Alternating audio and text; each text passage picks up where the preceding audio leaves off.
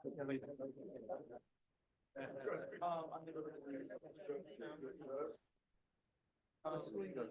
to Palm Beach. Yeah, I'm here for it. Billy Lane, he's a guy with planning and zoning, all the projects and stuff, he represents District 3. He learned a lot from him. Oh, nice. Yeah, I didn't take a picture for me. Yeah, no, everything, he decides on a lot of stuff, and then it goes in, but it has to go through. Yeah, no, I see. It's my first time.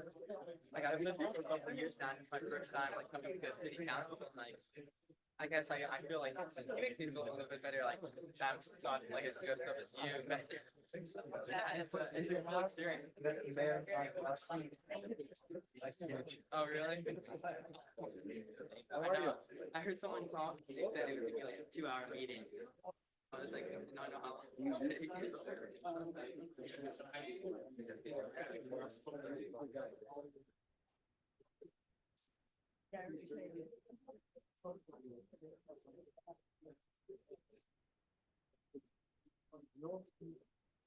Yeah, I heard Good evening, everybody. Welcome to the regular city commission meeting for the city of Deerfield Beach on May 3rd, 2026. May 5th, 2026. Madam Clerk, would you call the roll, please? Commissioner Plout, Here. Commissioner Preston, Here. Commissioner Shinetsky, Here. Vice Mayor Hudak, Here. Mayor Drosky. Here. Next, we'll stand for a moment of silence and the Pledge of Allegiance to be led to us by this evening by Commissioner Ben Preston.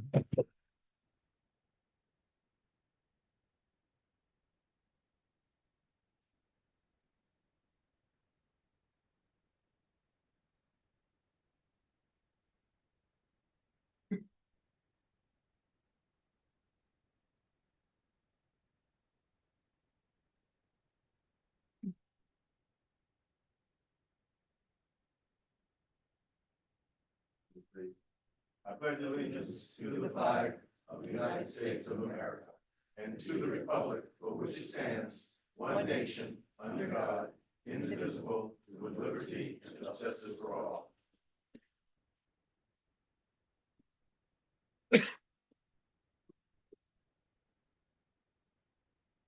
Thank you, Commissioner.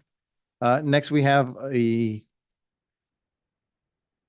approval. What is this? This is for the minutes. Approval of the regular city commission meeting minutes for March 31st, 2026 and April 14, 2026. Motion to approve. Second. Motion approved by Vice Mayor Hudak, second by Commissioner Plout. All those in favor signify by saying aye. Aye. Anyone opposed? Let the record show unanimous consent. Next, we have acknowledgement of our city board meeting minutes for the Hillsborough Inlet District meetings of February 19, 2026, shade meeting and regular meeting. Code compliance meeting minutes of February 24, 2026 and March 24, 2026. Charter review board meeting minutes of March 18, 2026. Community appearance board meeting minutes of March 25th, 2026. Motion to approve. Second. Motion approved by Vice Mayor Hudak, second by Commissioner Preston. All those in favor signify by saying aye. Aye. Aye. Anyone opposed? Again, let the record show unanimous consent.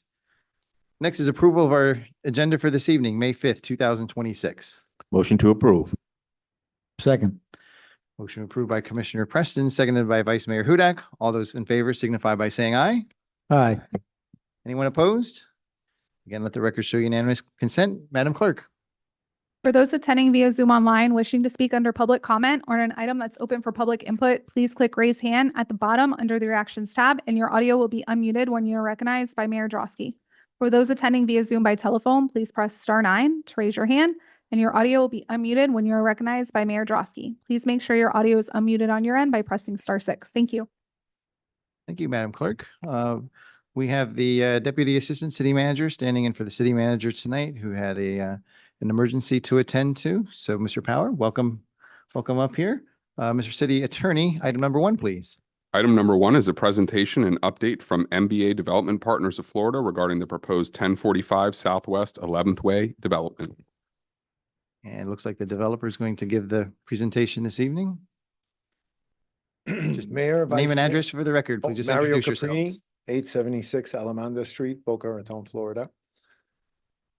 You wanna- Juan Carlos Ayala, 6353 Southwest 87th Lane, Miami, Florida.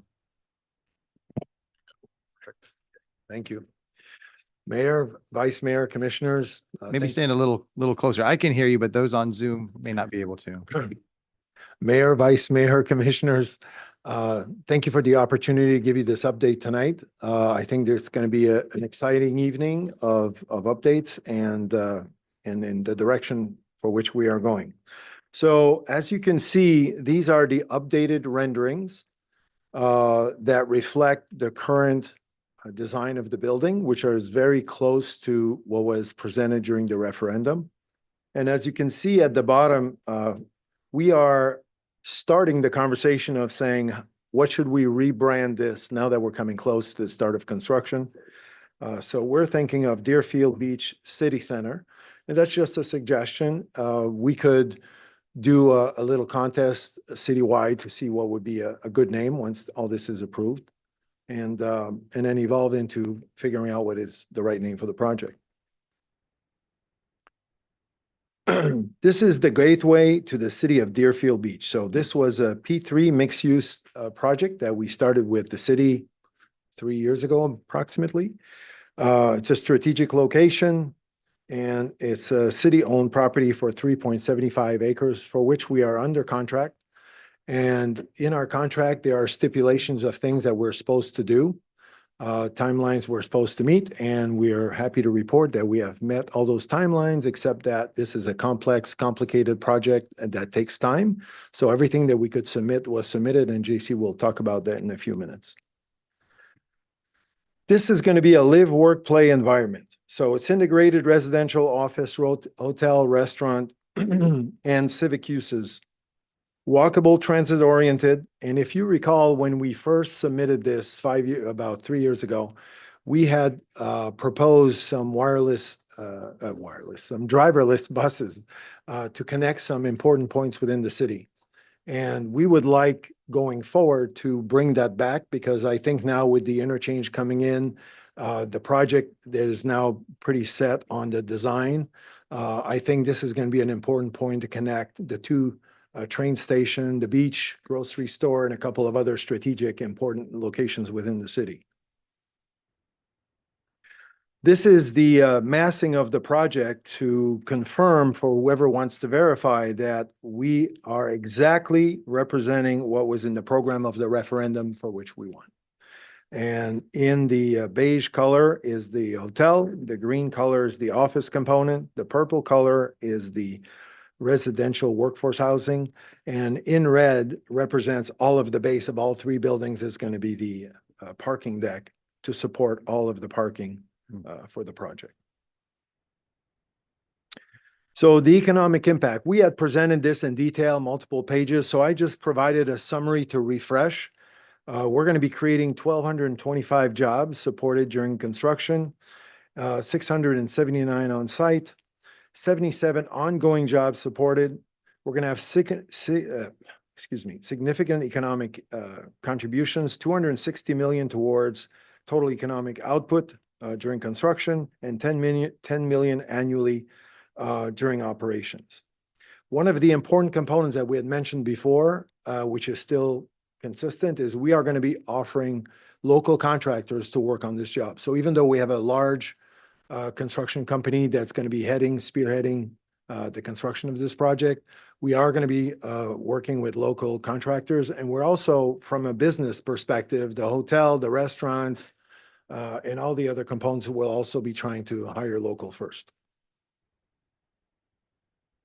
I'm going to turn it over now to JC for the entitlement, so he can summarize for you everything that's been happening and what we have done so far.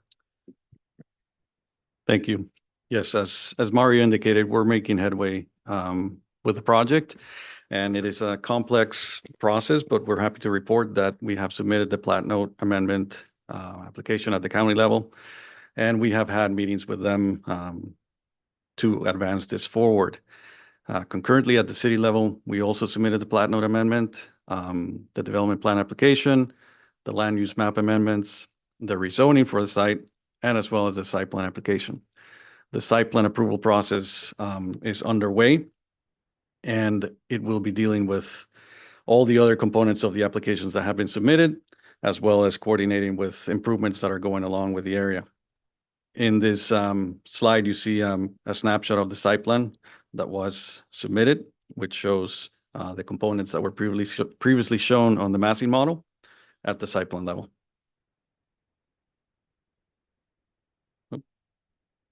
It's a little touchy. It's a little touchy. Apologies there. There you go. Oh. Let it be. So as part of the site plan, components that we have to coordinate is the FDOT improvements to the area. This is part of the improvements that are planned for the 95 off-ramp southwest 10th Street and the street fronting the site as well. So all components surrounding the site will have improvements, and we are coordinating with them to make sure that everything is in place and working with the site plan. So this next slide is a little bit of a big reveal, and I want to give you a little bit background story. So as you all know, we were working with multiple tenants under confidentiality. So eventually we came to a meeting with the city manager and we explained who our tenants were and all the ingredients that we were providing to them. And through this conversation, it became apparent that because of the strategic positioning of this project, which is in the new market tax credit zone by the federal government. And that's probably, other than it's a great location, it's one of the #1 factors that made us propose on this project. Most developers don't know how to do new market tax credits. I've done 4 of them in the past successfully. And the fact that this was in the map is a big deal. And we're going to talk a little bit of what that entails. So in these conversations, it became logical because the city was talking about possibly renovating this city hall or moving city hall. And after I explained that, there's 20%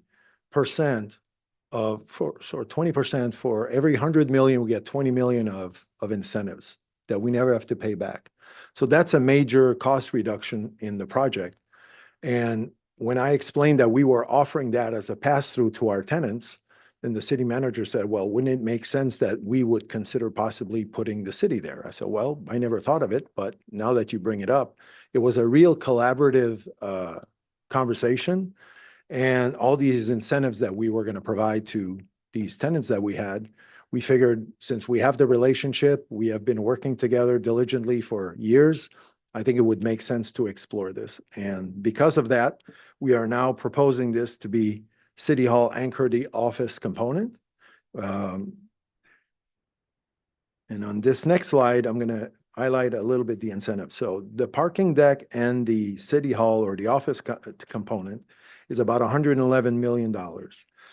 So out of that $111 million, based on the programming that we studied the past month or so, to make sure we had all the right programming for the city and all the departments that need to be covered, it looks like the city would occupy about 97% of and 93% of the project, which what that means for you is that the city would be entitled to the $20.3 million of new market tax credit that would offset against the cost. Now, why is that so important? If you wanted to do that on this site or any other site, unless it's in a new market tax credit zone and unless you have an experienced developer that has done it in the past, it's very hard to do.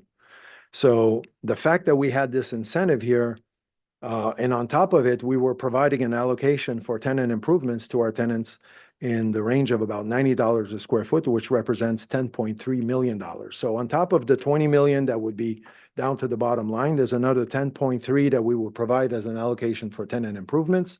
That sounds like a lot of money, but it's not a lot of money in the tenant build-out world. So any other tenant improvements that you need, we would fund for the city, and we get the money to develop this at the same price the city would do if they did a bond offering. So without all the red tape and all the time constraints that it would take the city to do it. And then The other component is the land purchase and the community contribution that totaled up $14 million, which $7.5 million is for the improvements of the roof park, the Mayo Howard Park across the street, some street improvements and other, I don't remember, I don't know if I hit all of them, but all the improvements that are highlighted in our contract were addressed. That's still in place. And when I also explained that, as we all know, workforce housing is in very high demand. There's thousands of units in pent-up demand of people waiting to get affordable housing. And when I explained to the city manager that we were offering that to our tenants, our anchor tenants, he goes, well, would that be possible to offer to city employees? I said, of course it would be. So first, we will give right of first refusal to any city employees to rent there in workforce housing. And then we will go to all the other businesses that are going to be occupying the project. Then we will go to all the citizens of your city and then at large. I don't think it'll get passed. I think there's going to be such a pent-up demand. There's never any vacancy in these. And the fact that you could see the pictures are going to be, it's very appealing products. And the apartments are going to be split up into two batches. 20% of affordable housing is going to be 60% of AMI. And 80% is going to be up to 100% of AMI. So that's extremely important and makes it very affordable and is going to be very appealing for city employees to come and work for the city without spending all this extra money. Now, this is a community integration project, right? So you can see here with these renderings, Mayor, I remember you had mentioned to me that the rooftop park was very important to you. And at certain points, there were conversations about, you know, maybe not having it. And you've asked me that this was an important factor for the city and the citizens. So we are happy to report that the park is back on. And you can see here how you'll be able to interact from the buildings to the park. There's going to be a lot of easy flow, easy access, and it's going to be also very welcoming. This is a different perspective of the rooftop park. The pool is the residential pool for the residents. So there's going to be a fence going to be separated. Everybody will have the privacy that is required. And on these floor plans, when we did the study, we realized that this building offered a lot of flexibility. So we made sure before we came here today that all of the programming that the city would require would be addressed. But not only that, all the other buildings that you're going to be freeing up are going to be freeing up real estate, prime real estate that you have in great locations, which you now can be able to turn into cash or into more P3s and more opportunities for development for your city at whatever the city's decision is for its development plans. I'm going to let JC explain a little bit the... Sure. So in the same spirit of the proposed anchor tenant, these are some reference images that show commission chambers concepts. It's just for interactive conversation and the idea that this could be a space that would host a brand new space. The next slide really starts to showcase something that's a big piece of the project. And it's a very exciting piece, actually. It ties with the park that we were just mentioning, the rooftop park. The project has seen some variations in the design. One of them was to increase a level of parking to raise this park higher. What that means is that that park is going to become really a center of activity. It's a centerpiece for the whole project as a public benefit and a community space. It will be accessible from the street via an elevator and staircases above retail spaces and the connection to the park across the street as well.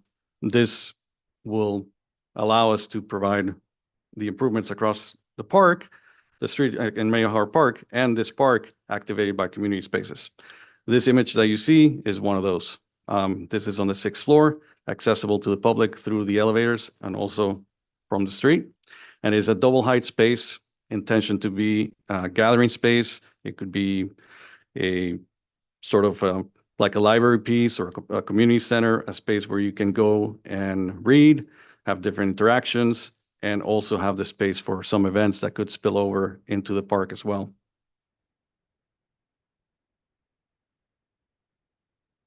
This next slide shows that. This is a great view of the space as it would be interacting with the park below. The programming could be varied from movies in the park that we're showing in this rendering to various activities that could be segregated between the spaces, outdoor, outdoor spaces, covered spaces for indoor events and outdoor events. The other highlight of this is that the outdoor space is connected to the event center down below a few levels. So the possibilities are quite varied for this. This space also has on the 6th and 7th level spaces for reading rooms, a learning center, lounge areas, and children's and teen areas. So the programming is varied and also focused and centered on the community. In the next slide, we're showing some reference images, such as the teen space, community gathering spaces, the possibility of having community rooms, and also the possibility of having library options for this space. Again, the focus being on the community, technology center for classes, etc. And showing you some lifestyle images here that would be in reference to the spaces that could be housed in this space. The focus being a gathering place and a place for the community. Before we go to the next slide, one of the important components, we still have the event center and the restaurant in the project. So the events space can be used for training purposes, can be used for community events as well, could expand on what the library can do, which means it gives this a real destination feel, and it gives it a lot of flexibility for all kinds of events and activities, making it now a new destination for multiple types of businesses. And when we're going to go further down and talk about the hotel team, we have some very exciting candidates that we're looking for the flags. We already have the same team. It's been expanded, and I'll let you continue with that. I think we're... Oh, our floor plan. How could I forget? So out of the spaces, as you remember, when we first proposed on this project, one of the key components was this was going to become our headquarters.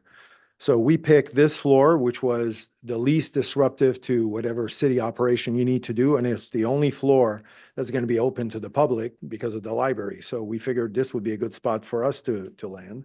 And as you can see, we are ready to go. Our layout is done. We can't wait to get this project built and to move into it. And we'll talk a little bit later about the scheduling of all that. But this is going to be pretty exciting, and we're very happy to be calling it our future home.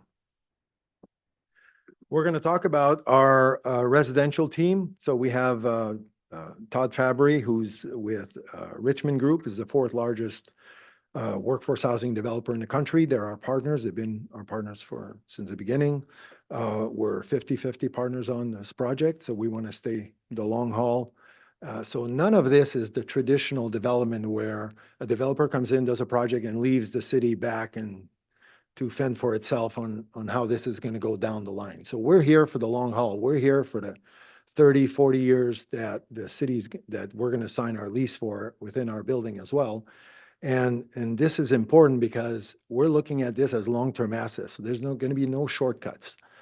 Then Joe Champ has been still our key operator for the hotels. And I'll let you talk about these two guys because I know you know them pretty well. I do, actually. Marco Roca Sr. and Marco Roca Jr. of Reveal Hospitality. I've had the pleasure of working with them in the past in various capacities for hotel developments and throughout the United States and the Caribbean. They have, Marco Sr. has over 40 years experience and has worked with Hard Rock Hotels. And Marco Roca Jr.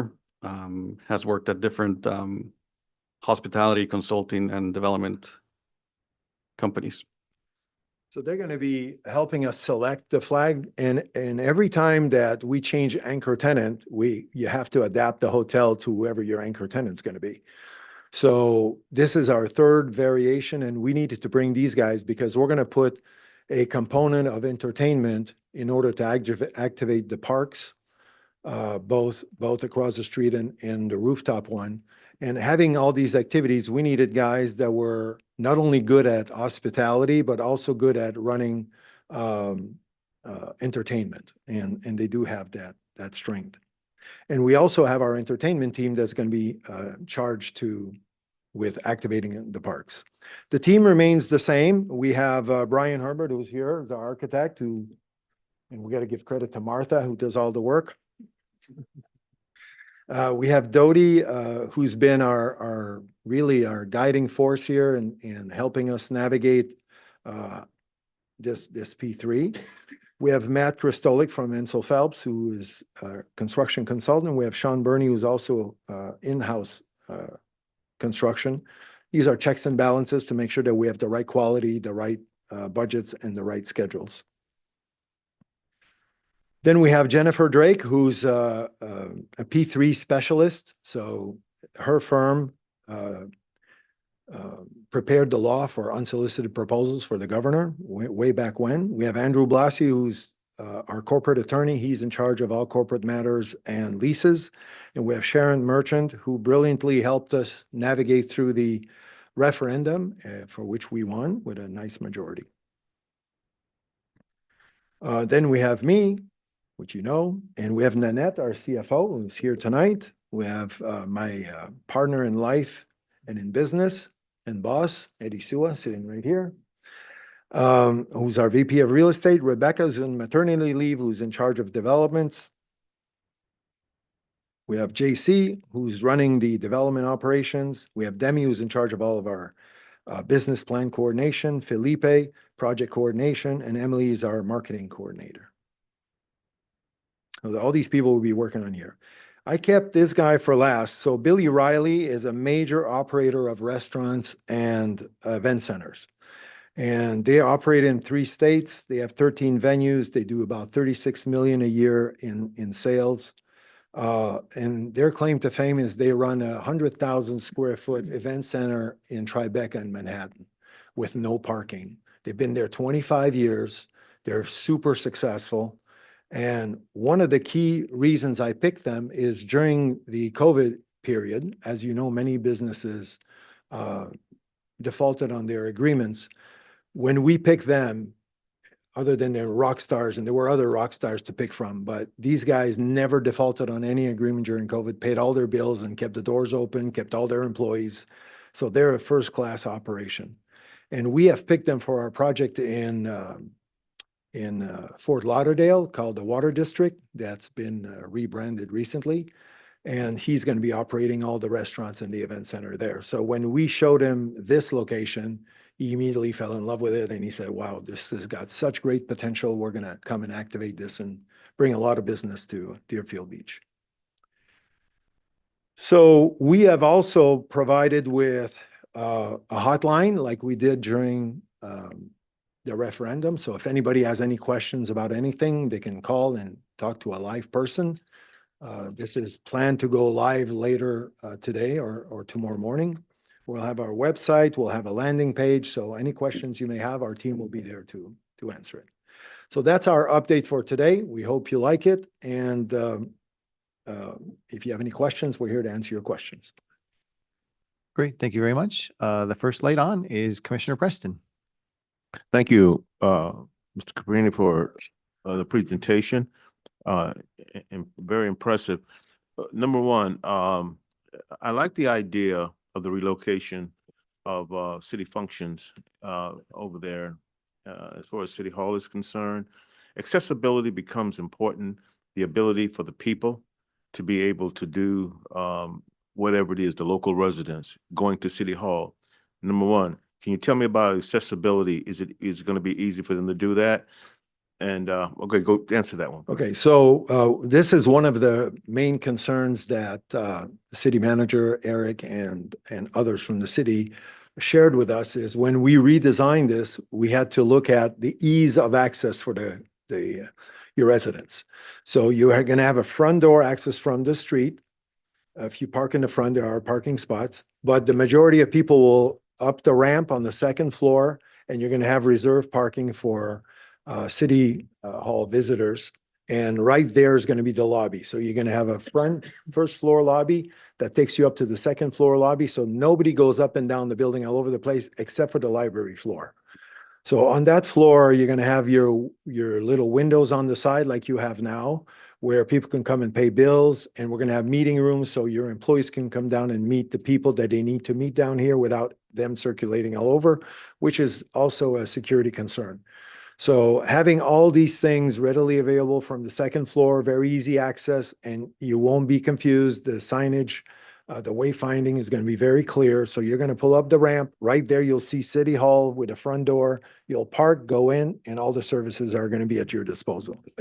Okay, to follow up here, fire rescue and police.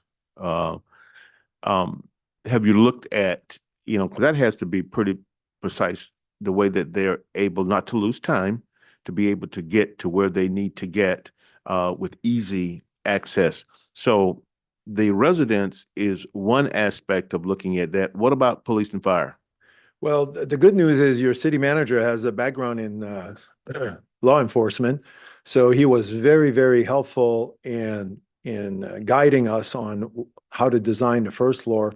We didn't provide details for security reasons, but we have the layout, and maybe I'll ask, you want to come up and talk about all the components for the law enforcement? It's all located on the first floor for ease of access and for security. So, you know. Just Good name- evening, Mayor, name, address, Commissioners. please. Brian Herbert, GHA Architects, 1311 Newport Center Drive. Yes, we've incorporated quite a bit of elements on the first floor that would allow for ease of access and ease of egress, especially for the law enforcement and first responders. There's areas that are cordoned off for specific vehicles, whether they be police vehicles or emergency response type vehicles. And this area is secure and has direct access and egress from the building. Okay, thank you. I like the idea, you know, you said 1,200, the slide said you got about 1,200 jobs coming. Number one, it's going to be important that with that consideration, 1,200 jobs, that the local residents have an exposure to the opportunities with that. Commissioner Shinesky always talks about local residents having opportunity, and this would be a good chance to do that. My question is, how are you going to get the word out to the locals for job opportunities as well as some local development? Well, Sharon has organized during the referendum a lot of community outreach, so we already are familiar with the various groups in the city.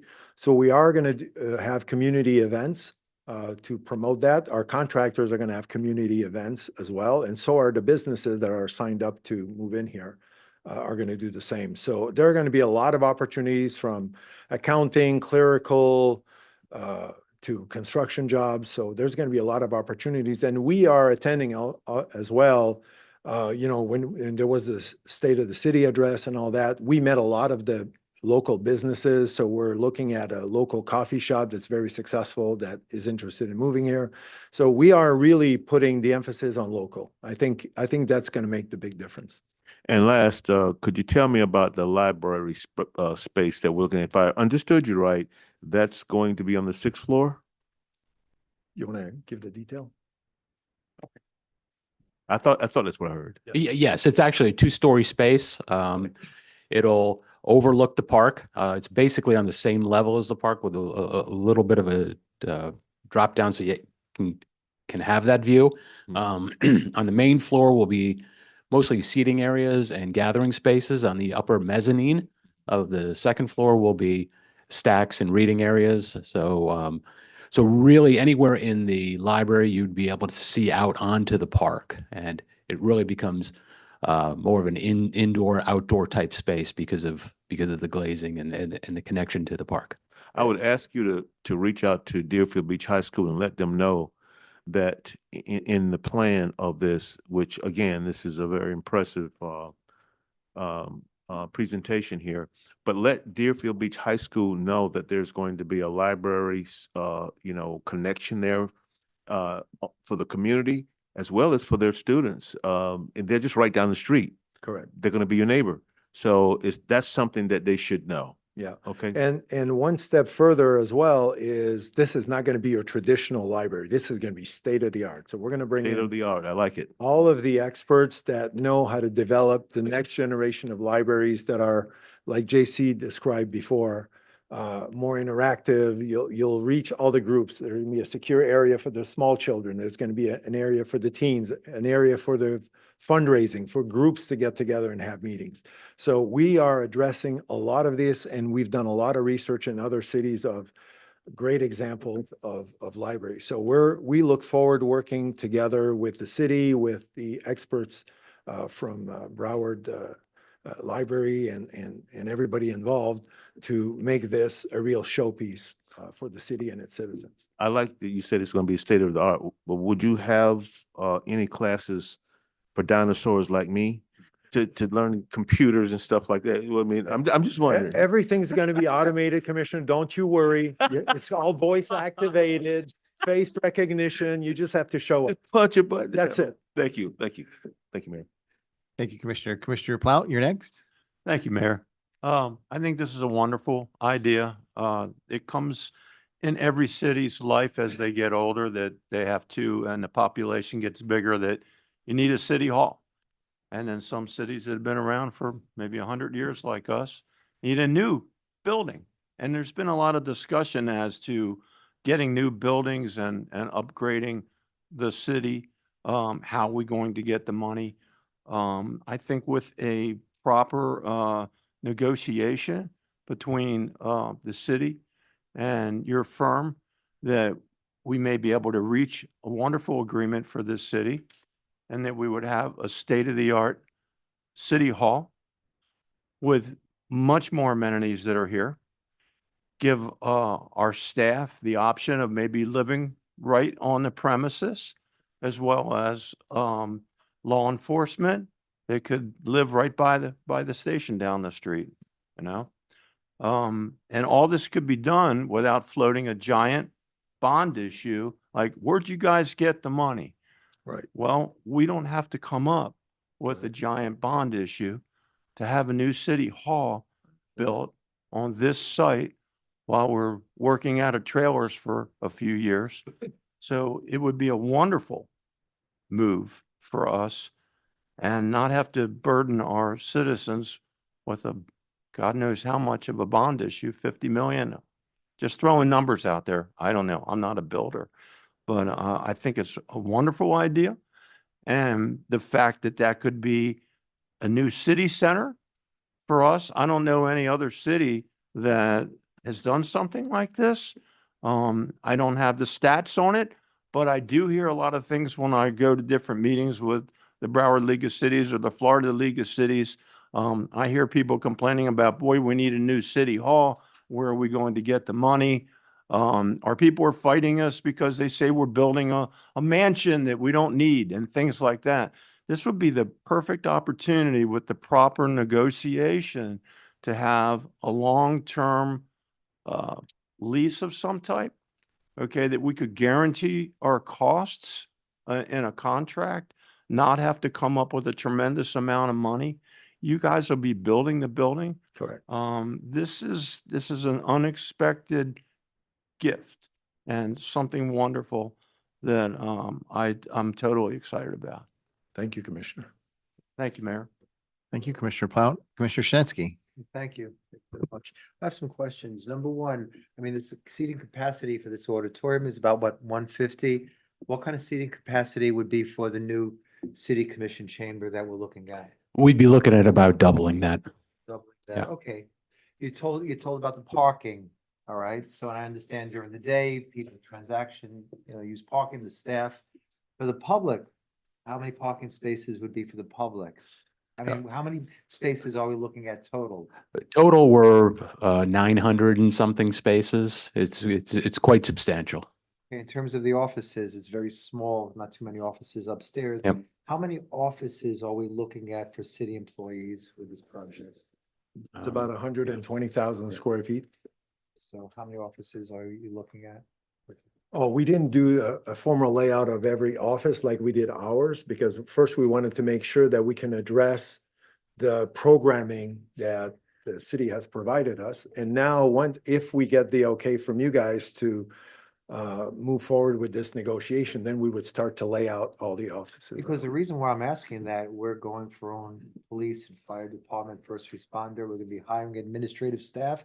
We're looking at about 300 plus employees to take on, plus the staff we have now. Would this facility be able to accommodate that? Absolutely. This is all per code. So whatever are the requirements for parking office, hotel, residences will have their own secure parking because you need to have that.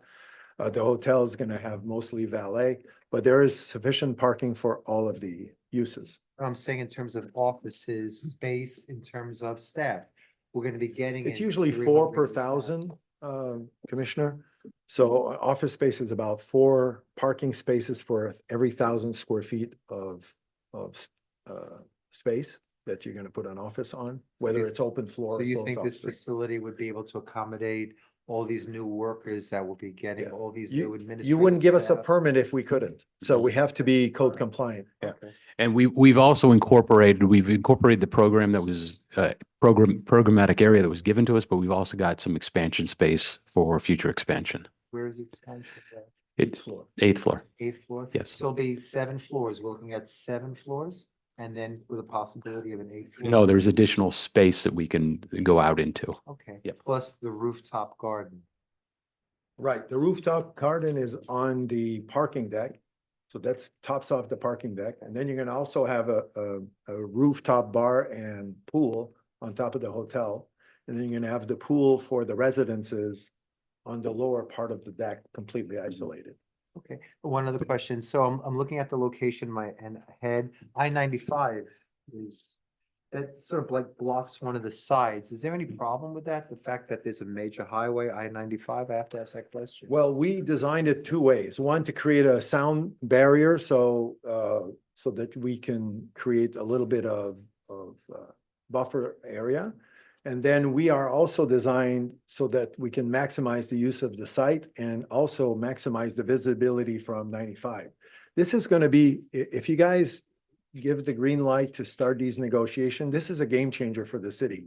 The perception of the city, the companies that otherwise would not always think of or consider Deerfield Beach, now that they see this and they see what's coming, it's going to change a lot of opinions out there, and it's going to help protect the neighborhoods you want to protect. It's going to put a lot of emphasis of density on the highway to create the buffer for the neighborhoods behind. So there's a huge benefit for everyone involved here. I have another question. I know Commissioner Preston was bringing up about a sign, the welcome sign, and even said a digital, we may want a digital sign. Great idea. I know in the presentation that you discussed with me, you brought up about a sign. Right Can you here. explain about that? We call it our community signage. So we're going to have it. This is the most obvious one. So this is a digital screen that when there's nothing happening, you see right through it.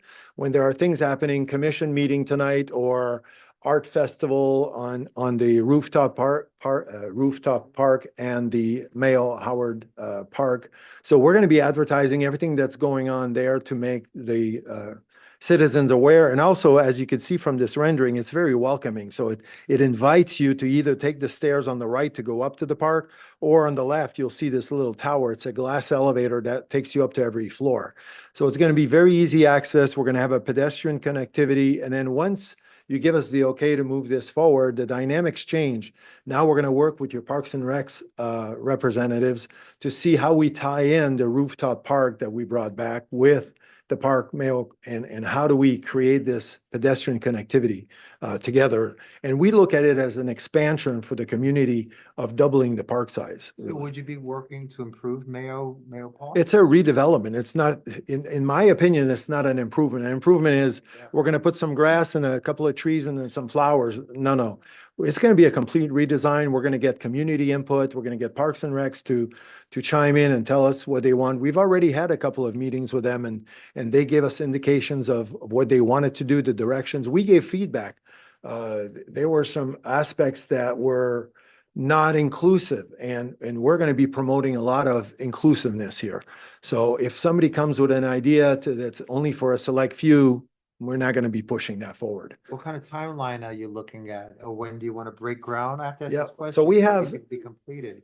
I'm going to turn this over to JC, but before I do it, I know from hearing him explain it over and over, there are 6 months of permitting, not permitting, approval process. So I'll let you take Yeah. it over. That's his specialty. So currently we are in the site plan approval process and we're gonna do everything that we can and working together with the city, of course, to expedite both the process of the design, but also to try to make concurrent forward progress.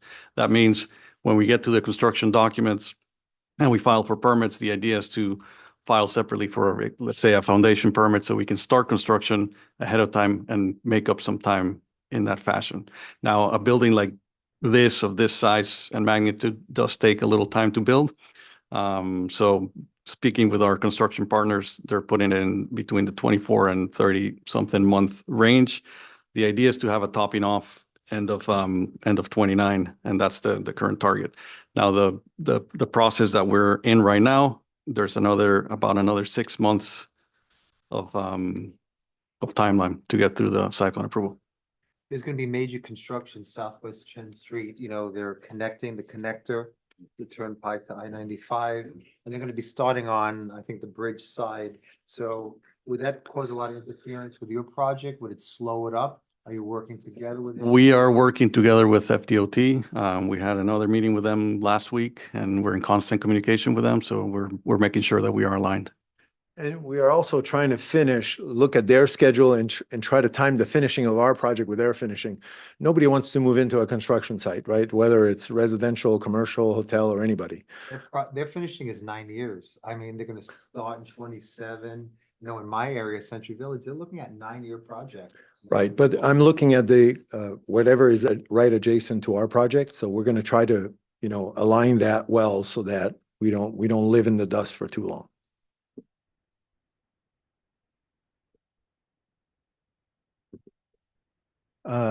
Commissioner Preston, of course. You can go, Mary, if you want to. Okay. When I look at this project, there are a lot of positives that I see, an opportunity for the city of Deerfield Beach in many, many ways. The idea of the library is huge. I'm just really, thrilled about that. And I was saying about reaching out to the high school, but actually it should be an initiative to reach out to the entire school system, maybe even Broward County, because you said it's going to be a state-of-the-art library. You know what? They need to know that that's going to be in Deerfield Beach, and there needs to be some communication with that. And so that's just something that I think would be a good idea. And you were going to say something? Yes, the good news is we've had several meetings with Broward schools, and Okay. we have met with some of the local schools. We've even had community outreach where we created our holiday card and giving some prizes to some of the elementary schools. So, yeah, we are talking to them, Right. and we are looking at also repositioning of some of their assets to create synergy within the city. And the other thing is that when you look at a project of this size, one thing that we all should be cognizant of, and that is subtle gentrification. You become so big and everybody likes it so much, and you become very successful. If we're not watching, you'll start to squeeze the very people that you said that you wanted to protect. That was your word. We want to protect the neighborhood. The best way that the neighborhoods are protected is to keep them intact. And how do we do that? Is not let them be gentrified. So that has to be also a consideration with all that you're doing. Well, again, more good news on that front because we have created a 501c3 called Synergy Community Center, and its purpose is to help people access homeownership. And the founder is right here, my wife, Eddie. And our nonprofit is going to help all of the local residents. We're going to go door to door like we have done in the past. And we are going to show them, because when you come in areas that have suffered a little more than others, people get shy to ask. They know it's harder to go to a bank to get a loan. We're going to try to change that because not only our financing team is Premier Mortgage, which is the largest non-banking mortgage broker in the country. They're in 40 states, and they're right here in Boca. And they have joined forces with our nonprofit. So we're going to educate the people of how to renovate your house, how to reposition your asset, how to go get a loan. And once we bring a project like this, it changes the financial demographics, not the people demographics, the financial demographics. And now the banks are going to see these areas in a different light. They're going to be more more motivated to give equity lines of credit for renovations or loans for people who want to buy in the neighborhood. And the idea is to keep the neighborhood intact. And our nonprofit's going to help them do that.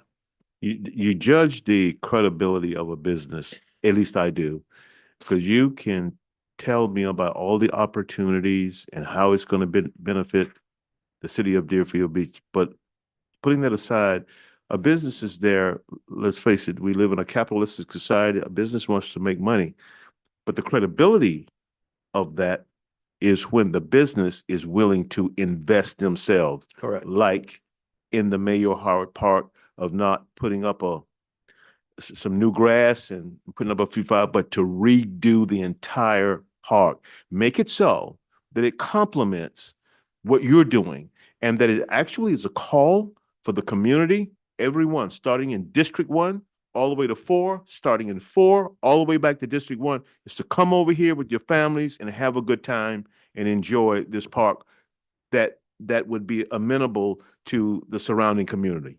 Right. And this is going to be the new gateway for Deerfield. I mean, people are going to come off the freeway. They're going to see it. They won't miss it. Even if they don't want to look at it, they'll be forced to look at it.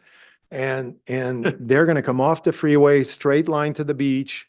And then our stop is going to have everything. So anybody who wants to come and spend a weekend, we'll have activities, we'll have jobs, we'll have housing, we'll have all the components to create this as a true destination. No problem. Thank you.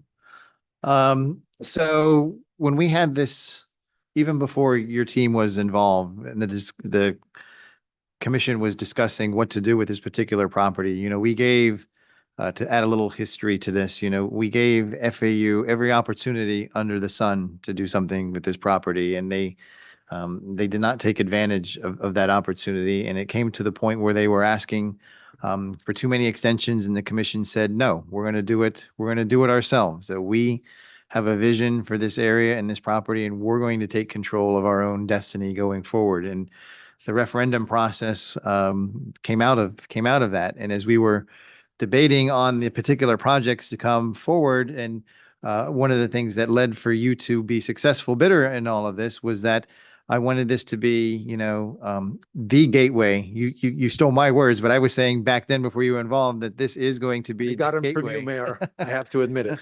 The gateway to Deerfield Beach because of the Southwest 10th Street project. That is Yep. going to be, you know, it's going to recenter our city. Although I'm not a fan or proponent of that project at all, we're stuck with it. But we might as well take advantage of what's been given to us, and that's going to be, you're going to be right there at the east terminus of that particular project, and that is the new gateway. So this is going to actually shift our city. You know, right now we're sitting in the northeast corner of the city. This is going to shift, you know, us from District 1 to District 2, and it's going to more center our city. You know, this project will be more central for all 4 districts to get to going to the future. And it'll be hopefully allow more people to participate in the process that we go forward. So, Madam Clerk, do you have that picture? I just want to remind everybody, you know, go back to what you, I mean, you had the picture that was on the screen. Put that picture back if you can real quick of what was on the screen, of what we're going to get. And I know after, you know, talking to the city manager, this has been a very more detailed than we would like, and take longer. But if you can just, that picture there, that's essentially what we're getting there at Southwest 10th Street and I-95. And now, Madam Clerk, if you can pull up the picture, this is what we were going to get. The And suspense is While she killing pulls up everybody. the pictures, I want to mention that asking for extensions while you do nothing got that result. The reason we're asking for our extension because we did the work and we're waiting for replies back to get our permit so we can start building. Right. I know you've been working with the county and the state, the permit that comes up, it comes back down. It's a very intensive process.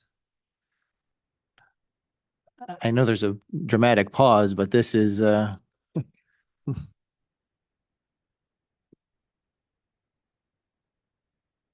so that's what we were going to get, a one business, office building, no hotel, no rooftop public park, no community center, no workforce housing, just an office building And no library. right there. No library, no amenities. That was what we were going to get right there.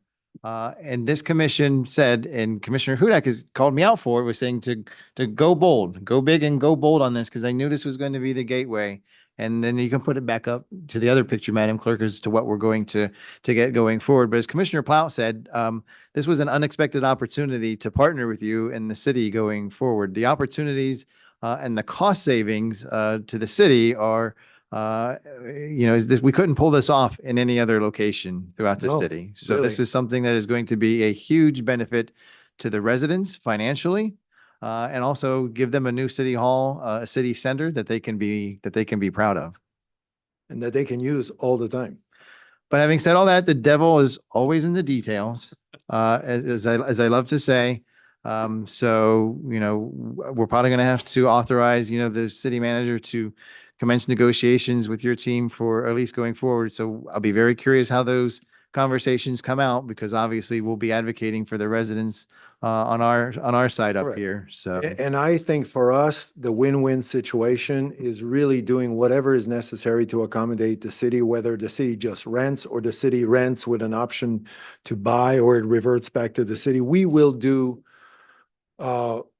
what I'm sure your city manager is going to require us to do in the best interest of the city. So we're going to work hand in hand as we have done for the past 3 years. And we're very excited to start this negotiation. If you authorize him to start, we're ready. okay, that prompted a couple more lights. So we'll start with Commissioner Shinesky and then Vice Mayor Hudak. Thank you. You had talked about an entertainment center. And I envision when I go to Pompano Beach, they have an entertainment center with shows.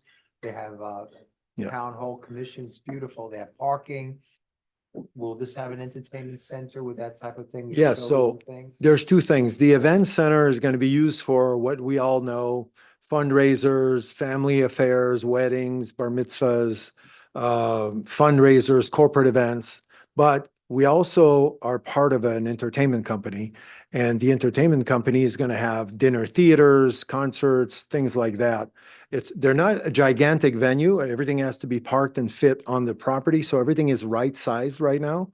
But yeah, there's definitely going to be those components, whether they're inside or outside, which is the beauty of this. And what we would like to do is, once we get further into this negotiation, we would like to start to do small activations on site just to give the community and invite them to get a flavor of what a pop-up entertainment venue looks like and the types of things we'll be offering here. So that's going to be all part of the conversations and negotiations with the city. Anything else, Commissioner? No, it sounds exciting. It really does. Vice Mayor? Extremely exciting. I was on commission when we had that other opportunity, and I actually voted for that other opportunity. And then for the last 3 years, I'm driving with my wife. I said, see that dirt? I'm really tired of that dirt. So I'm real excited about, first of all, the project, when we went 3 years ago talking about it, but even more excited about this opportunity. Just, how it's going to change our entire city, and then how we can take advantage of this plot of land right here and activating it with the park right across the street. I believe there is a motion that Commissioner Plout put forth to begin negotiations. I want to make sure that it's a rent to own negotiations, because I think at the end of the day, I'd like to have that option. for the city. So I would like to go ahead and second that motion and direct the city manager and the city attorney to begin negotiations so that we can get this moving forward. I don't recall that motion from Commissioner Plow, so I'm going to accept that as your motion. Okay, then I'll make that motion. I was getting ready. I was Okay. waiting for you to speak. That's fine. Then I guess you need a second. I'll take that second. Well, we need some discussion because you want to do rent to own. That's correct. Well, I want to debate that and let's talk about that is to why that gives the city necessarily gives the city an advantage over other options that we might have. I would want to know all of the options of what they are, advantages, disadvantages, and then we can talk about which way it would we can go. I have no problem, having them go ahead doing some negotiating, but I don't know that I want to do it with the city with the option to own because the leasing actually gives us some leverage as well. You never have to worry about it. I mean, the city is. We're not talking about a 5-year lease. We're talking 30, 40 years. Yeah, I know, but with that's a huge burden that the city doesn't have to worry about if we lease. But like I said, maybe I want to talk about that a little bit. Can I make a suggestion? No, not yet. Sorry, because we're trying to sort this out up here. So I tend to concur with Commissioner Preston. I think the motion just needs to be to authorize the city manager to enter into lease negotiations with the developer. All right. And leave it at Then we'll that do that. period. Leave it open. And then leave him to give us the options, to negotiate all options that are available to us instead of putting one option on him. I think that would be the better way to go. All right, is I'll to amend give- my motion then. Then I'll second it. Commissioner Powell, did you want to jump into the fray? I just wanted to say that the city manager is the best person to negotiate the terms of the lease and that we should have all of our options on the table. That would have been the motion that I was going to make. I wrote it down. So Too late. Commissioner Hudak revised his motion. we got a second. And So seconded by that's great. Commissioner Preston. Before we vote, we did make a motion. So gentlemen, if you please sit down, we have to open it up to the public, please. So on item number 1 this evening, there's been a motion to authorize the city manager to enter into lease negotiations with the developer for the 1045 site. Is there anyone from the public that would like to speak? Please come forward. Dan Hirsch, 330 Southeast 19th Avenue. Let's call this latest brainchild idea from the developer regarding the 1031 property what it really is. The Mario Caprini Bailout Initiative. Why do I say that? Because Mario Caprini had 2 years to close on the $6.5 million deal that ended on May 7, 2025. His $250,000 deposit went hard at that point, and that money belonged to the city of Deerfield Beach and its taxpayers. But this commission decided on May 6, 25 to give Mario Caprini an extra 20-month extension to close free of charge. Why didn't we hear about any progress from Mario Caprini to secure creditworthy tenants so that he could move forward and line up bank financing for construction? All the taxpayers heard was that Mario Caprini was working on it. Now the taxpayers find out why Mario Caprini wasn't working that hard to secure tenants for the 1031 property. He had a creditworthy tenant lined up all along.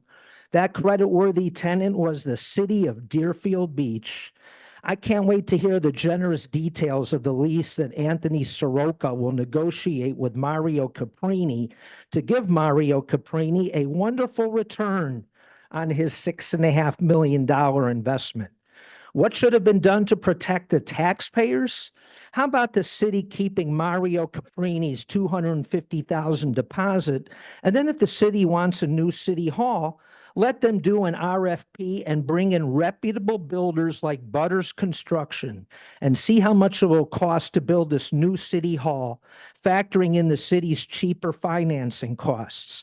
Maybe a cost-benefit analysis could be performed to evaluate whether it is best the city go forward with this Mario Caprini bailout idea, or if it's better for the city to build its own city hall.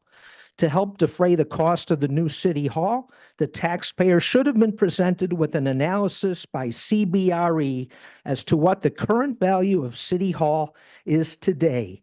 If the city were to sell it to a developer who could actually close on the deal. Mr. Adams, would you like to speak? Good evening, Wayne Adams, 1431 Southwest 5 Terrace. I want to ask a question. If everything go through, y'all always talking public safety. I would like to know, would it be possible for a crosswalk, a lighted crosswalk, to connect over to the neighborhood? This is public comment, not questions and answers. So I'd be happy to talk to you offline on that. But the answer, a bridge over from the Yes. development to Mayo Howard Park Yes. is in the vision. Yes. Yes, okay. Thank you. Mr. Freitag, come on down. Thank you. Good evening, Roger Freitag, 418 Southeast 2nd Street, Deerfield Beach, Florida. I'm somewhat confused. It says here on the paperwork, it says in the attachment, it says that we're doing a presentation, and yet now I hear you want to make, he wants to say, and then he's going to second it, and he's going to third it. I mean, don't we usually wait for the commission to vote on resolutions? I thought this was a presentation. Have I been misled? I know you don't want to give answers, but you can either nod or wink at me or, I mean, it's a You're not presentation. Misled, no. Okay, so are we going to put something forward and decide and somebody's going to second it and third it, even though it's just a presentation? You're all looking at me sort of dazed and confused. Is my question too difficult? I mean, it's a presentation, right? So like other consent agreements and expenditure requests, the commission adopts it and votes 3-5, and we move it forward.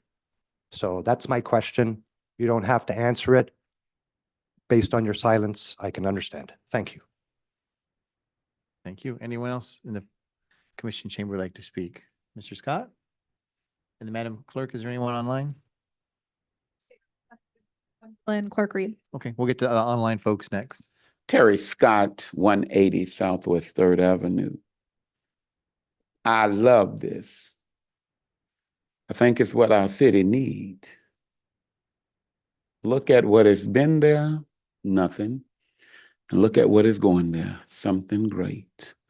All I would ask is that we would get with the African American Research Library also to bring some of that great history that is in Fort Lauderdale to Deerfield Beach.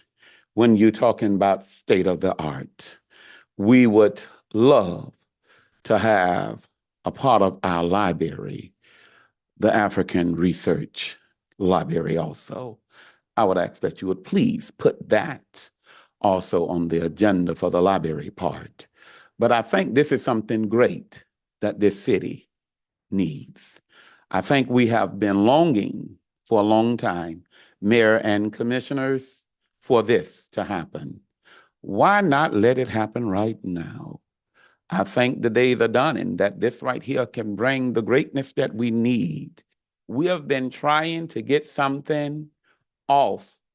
And as the mayor showed us, that one building, now we see something that gives us nothing but greatness and a fairway to this great city. Why not let the folks get off of 95 coming right on home to Deerfield Beach? Why not let us pass by Hillsborough and just turn around right there on Southwest and have somewhere to go and a good time? Because just by the pictures, I already see a good time in our city. And knowing that Mayo Howard Park will be coming to a great, great place. Commissioner Preston, you have had meetings over in Mayo Howard to see what we can do with Mayo Howard. Well, look like we can do something great with Mayo Howard. Something is coming, and why not allow it to come right now? I think this is the day and the time for this to happen for us, for our entire city, not just District 2, but as I believe it was Commissioner Preston said, from the very east to the west to now the central part of the city. I would say thank you in advance. Thank you, Mr. Scott.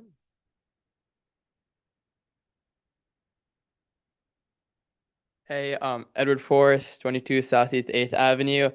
I was just here for something else, but just listening to the presentation, I think it's a great idea. Like, whenever I go hang out with my friends, we always go to Pompano Beach. We go to their pier, we go to their facilities because they've been doing a lot of nice stuff, and I've kind of been sick going there. I want to have like a nice place for, my friends and other people in my high school and stuff to go hang out. And Deerfield Beach doesn't really have that many centers like Boca or our neighbor Pompano Beach. So I would really like this sounds like a great idea. Like, I don't know how much the taxes will cost.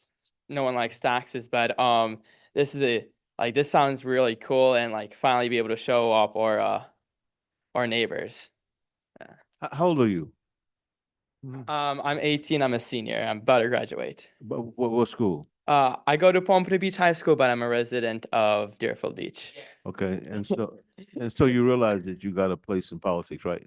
Oh, really? Well, my dad was a diplomat for a long time for the foreign service, so I have a little practice from him. Great, thank you. You guys are lining up on the side. Come on over.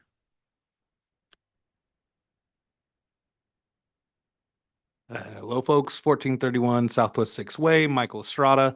From the presentation, this looks like has the potential to be fantastic for the city.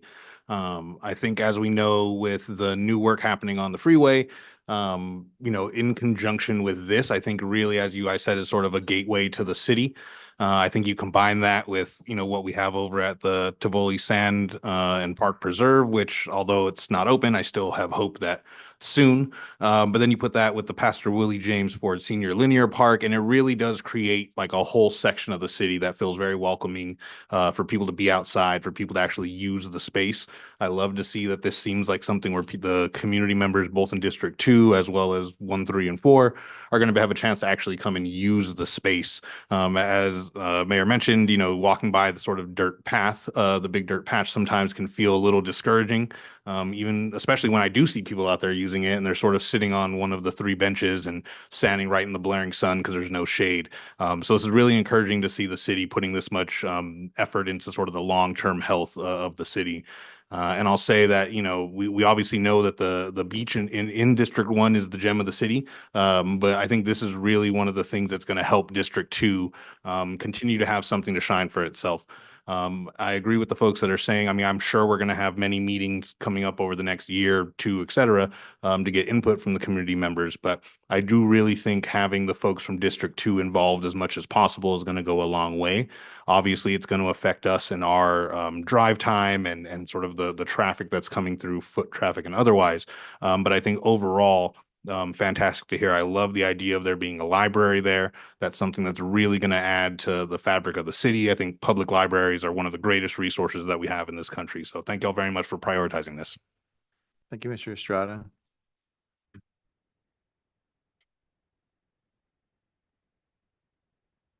Spencer Backman, 550 Jefferson Drive, over in District 4 with Commissioner Plout. I liked his comment on cost savings, the 20 million plus the other 10 for potential office space.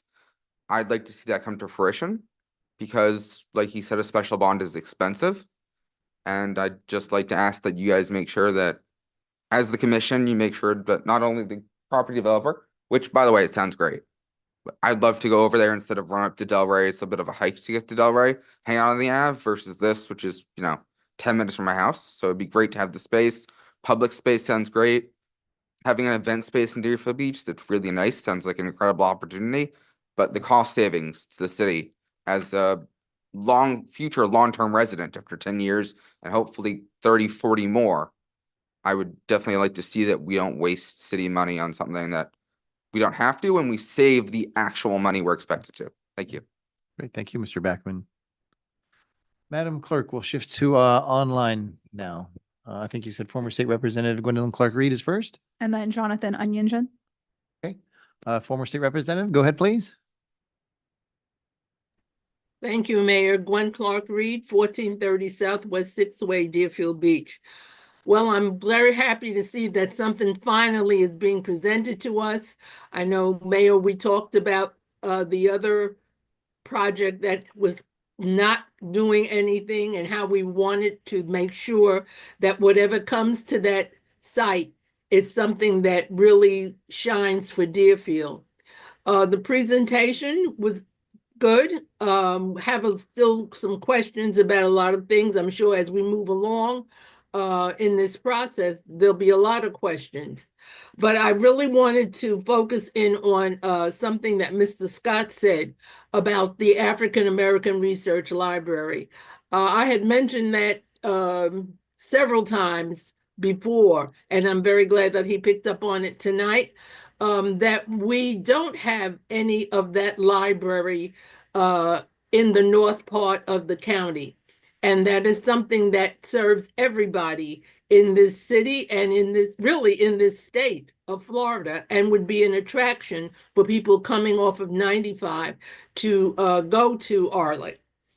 I just also want to stress that we have small construction businesses, and I'm hoping that the contractors, when they look at hiring subcontractors, that they look at our list that we have here in the city of Deerfield Beach that has contractors and subcontractors, so that they will have the opportunity to be a part of this project. I do have concerns about the gas station that's on 10th Street and 11th Way, how that is going to be factored into this project. But as we move along and we have our community meetings, I'm hoping that everybody will come out and attend the meetings and give their views about what is going on. Thank you. Thank you, former state representative. Jonathan Ungen, you're next, please. And that's Jonathan. line. I'm sorry, go ahead, Mr. Ungen. Jonathan Ungian, 1938 Northeast 6th Street. So I do know a little bit about commercial real estate, as I am a commercial property owner. Some of the things that I heard were pretty asinine in the presentation. Just got to leave it there. $90 a square foot for TI improvement. I've never heard of anything like that. Massively, massively overstated. Also, the size of the city hall that's being discussed, 120,000 square feet. The city of Boca Raton just bought a building for $17 million, 70,000 square feet. That's going to house all of their city staff. So I'm just confused why this city needs so much, as it sounds like they are the anchor tenant, or as Mr. Hers pointed out, puppet in this charade. It sounds like the scope of this project has massively changed, and I can introduce this city unsolicited wise as a resident to many, many massive developers that are very local as well, that could do this entire thing themselves without any funding. Because I worry that this ever would complete, potentially, looking at the size and scope of this. So I just think that, considering that the scope has massively changed, I remember voting on this, 3 years ago? Here we are today. So, this was a very long time ago. This scope has massively changed. These numbers don't seem right. I am an expert in commercial real estate, as I am a commercial property owner of 60,000 plus square feet. This is what I do every day. I move tenants into my building. I've never heard, I'm talking a fraction of that cost for TI that you give, unless you're going to have a massive amount of free rent for many, many years. So this sounds, to me, it sounds great, the project, but it sounds like a raw, bad deal for this city. Thank you. Madam Clerk, is there anyone else online? Did you want to speak, or are you holding up the wall? I know you want to speak. Evening, everyone. Alice Chapman, 218 Central Village. When I first moved to Deerfield. My concern was about a library in the Northwest area. That was my concern because I've been a friend of a library for numerous of years. So that's my concern to hear that there will be a great library coming in. Thank you. Anyone else inside the commission chamber would like to speak on item number 1 this evening? Seeing no one else, we'll close the public hearing on item number 1. Before I call on Commissioner Preston, Mr.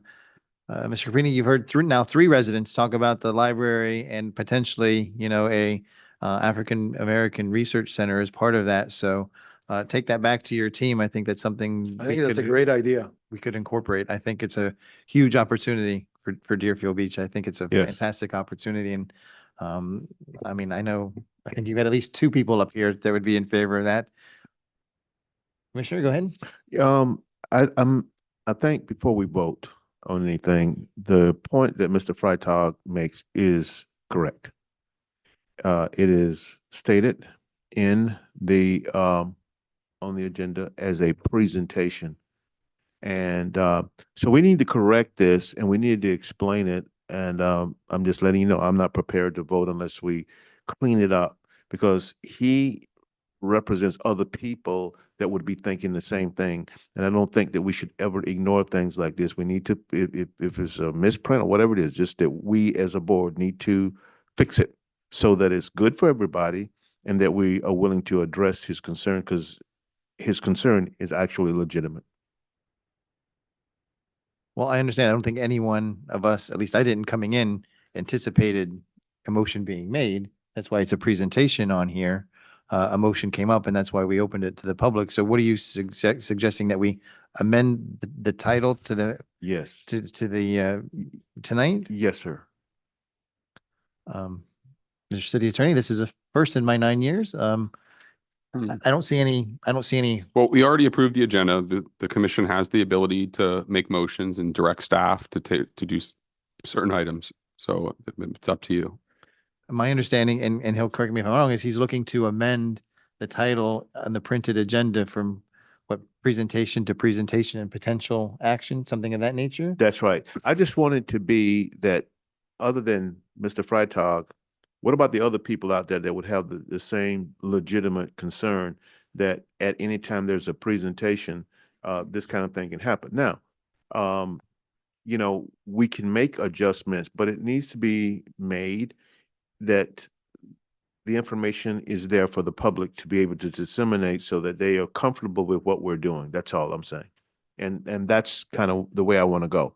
So what would be the best way to approach this so that it's clear to the public? That's what I want to know. Well, I think the minutes are going to be clear as to what happened tonight. I mean, I guess you could reopen the approval of the agenda and revise the item if you felt that that was appropriate. I don't believe it is required, but you could do that. Ultimately, if this motion passes, there would be a lease negotiated. And certainly when that lease comes forward, it would be appropriate for that lease to be adopted via a resolution or ordinance as required by the city code. And that would be, you know, formalized in the traditional process. So let me ask you, do you see my concern? Because normally we give a presentation and that follows in order, and that is just information being shared. And when we're voting on something, the language is different than presentation. Is that legitimate or not? Yeah, I understand the concern. Yeah, no, absolutely. And things do come up from time to time. It's not always during a presentation. It's otherwise where you do direct staff to take certain action. Okay. And sometimes you make motions on that action, but you did open it up to the public to give the public the opportunity to comment, you know, based on the motion that was presented. Mhm. Ultimately, if this is the direction and you all approve it, we would bring back a negotiated lease that would be agendized. It would be a formal agenda item. It would be very clear that there would be a vote on that. Okay, so if we Don't vote, necessarily, oh, sorry. go ahead. so if we vote, if we vote on this now, so you're saying it comes back as an agenda item, is what you're saying? Certainly, the lease would come back as an agenda item for your all's consideration. Absolutely, it'd be a formal item. It would likely be either a reso or an ordinance, depending on the terms of the lease. But it would be back before you with plenty of opportunity for the public to comment and advance notice on the agenda. But for the night, what would be the best way to go for tonight? What would be the best way for us to proceed forward? Do we need to revise something, or you tell me? I don't think you need to revise the agenda item. I don't think that Okay. that's required. Okay. Okay, seeing no more lights with a motion and a second, Madam Clerk, would you call the roll, please? Commissioner Plaut, Yes. Commissioner Preston, Yes. Commissioner Shinetsky. I vote yes, but I just want to say I'm going to be very, very vigilant on the lease conditions. I think that's very, very important. I think it's good that we're going into negotiation. But again, I'm going to be very vigilant. But on this, to go into negotiation, yes. Vice Mayor Hudak, Yes. Mayor Drosky. Yes. We're up to public comment, Mr. City Attorney? We are now at the public comment portion of tonight's meeting. This is the time for public comment on items that are not on tonight's agenda. If you have public comment on an item that is on tonight's agenda, the time to do it is after the title of that item is read into the record, and the public comment period for that item is opened by the mayor. No comment shall be made related to the personal life or personal qualities of any person, and no language which would offend persons of ordinary sensibility shall be permitted. Okay, Madam Clerk, did anyone sign up this evening, first of all? Yes, sir. Captain Hoffstein and then Chief Masters. Okay, Captain Hoffstein first, followed by Chief Masters. Good evening, Captain Adam Hoffstein, 300 Northeast Elder Street. Good evening, Mr. Mayor, Mr. Vice Mayor, Commissioners, Deputy City Manager, citizens of Deerfield Beach. We respect the city's prerogative to reformat the commission agenda in the interest of time, but it is unfortunate that BSO is no longer allowed to make a monthly presentation regarding the outstanding public safety service our staff provides to this city. So I do appreciate the few minutes during public speaking to reinforce to you and the citizens of Deerfield Beach that we are still very much here and continuing to provide the same exceptional service. It is also vital that I clear up any misconception about our staffing levels that has been inferred during public presentations and by certain individuals on social media. There has been no reduction in the core public safety services provided by the Deerfield Beach District Law Enforcement and Fire Rescue Departments, nor is there anything retaliatory being conducted by BSO. This situation is analogous to moving out of the house that we've lived in for 35 plus years. We cannot be expected to simply pack up our life and all of our belongings the morning the movers are arriving. Preparations and planning must be made, and there are a multitude of considerations. This leads me to one of the most important factors of this transition that has been overlooked and not discussed, the human element, specifically how this transition is affecting our law enforcement, fire rescue, and civilian personnel who work tirelessly to provide exceptional service to this city. Contrary to online rhetoric, BSO has not disbanded any specialized units within this district. These positions are filled by human beings, and under these circumstances, they have their own valid concerns regarding this transition and how it affects their future. The combined 295 law enforcement and fire rescue employees understand that within 17 months or so, their positions and their home away from home for many years will cease to exist. This is both distressing emotionally and from a financial and logistical perspective. They have valid concerns that any employee of any company would have. Where am I going to end up working within the agency? Is it going to be the same job I have now or something different? May my pay be reduced? How is it going to affect my commute and my family? The list goes on. So we cannot begrudge our employees for seeking a transfer now sooner than later when desirable opportunities present themselves elsewhere within the agency. This has resulted in the recent departure of some longtime faces from our law enforcement specialized units who requested assignment elsewhere within the agency or were promoted. But this was at their own request and their prerogative to do so. In return, BSO has provided me with the appropriate replacement personnel, and how I backfill those specialized positions here within the district is my prerogative based on district needs and the employee's individual skill sets. But most importantly, the sheriff's core mission, my core mission, and the district's core mission remain the same: to continue providing the same exceptional public safety service to this city. And we are doing exactly that. Month after month, I have brought you amazing accountings of heroism, outstanding crime prevention, and diligence and duty.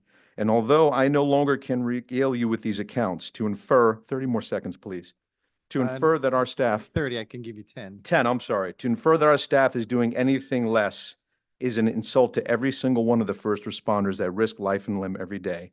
Everyone seated on this dais, City Hall, and within the community can also have the confidence to know that Fire Chief Masters and myself personally remain and will continue to remain available at any time for concerns or issues during this transition period. Thank you for your time. Thank you, Captain.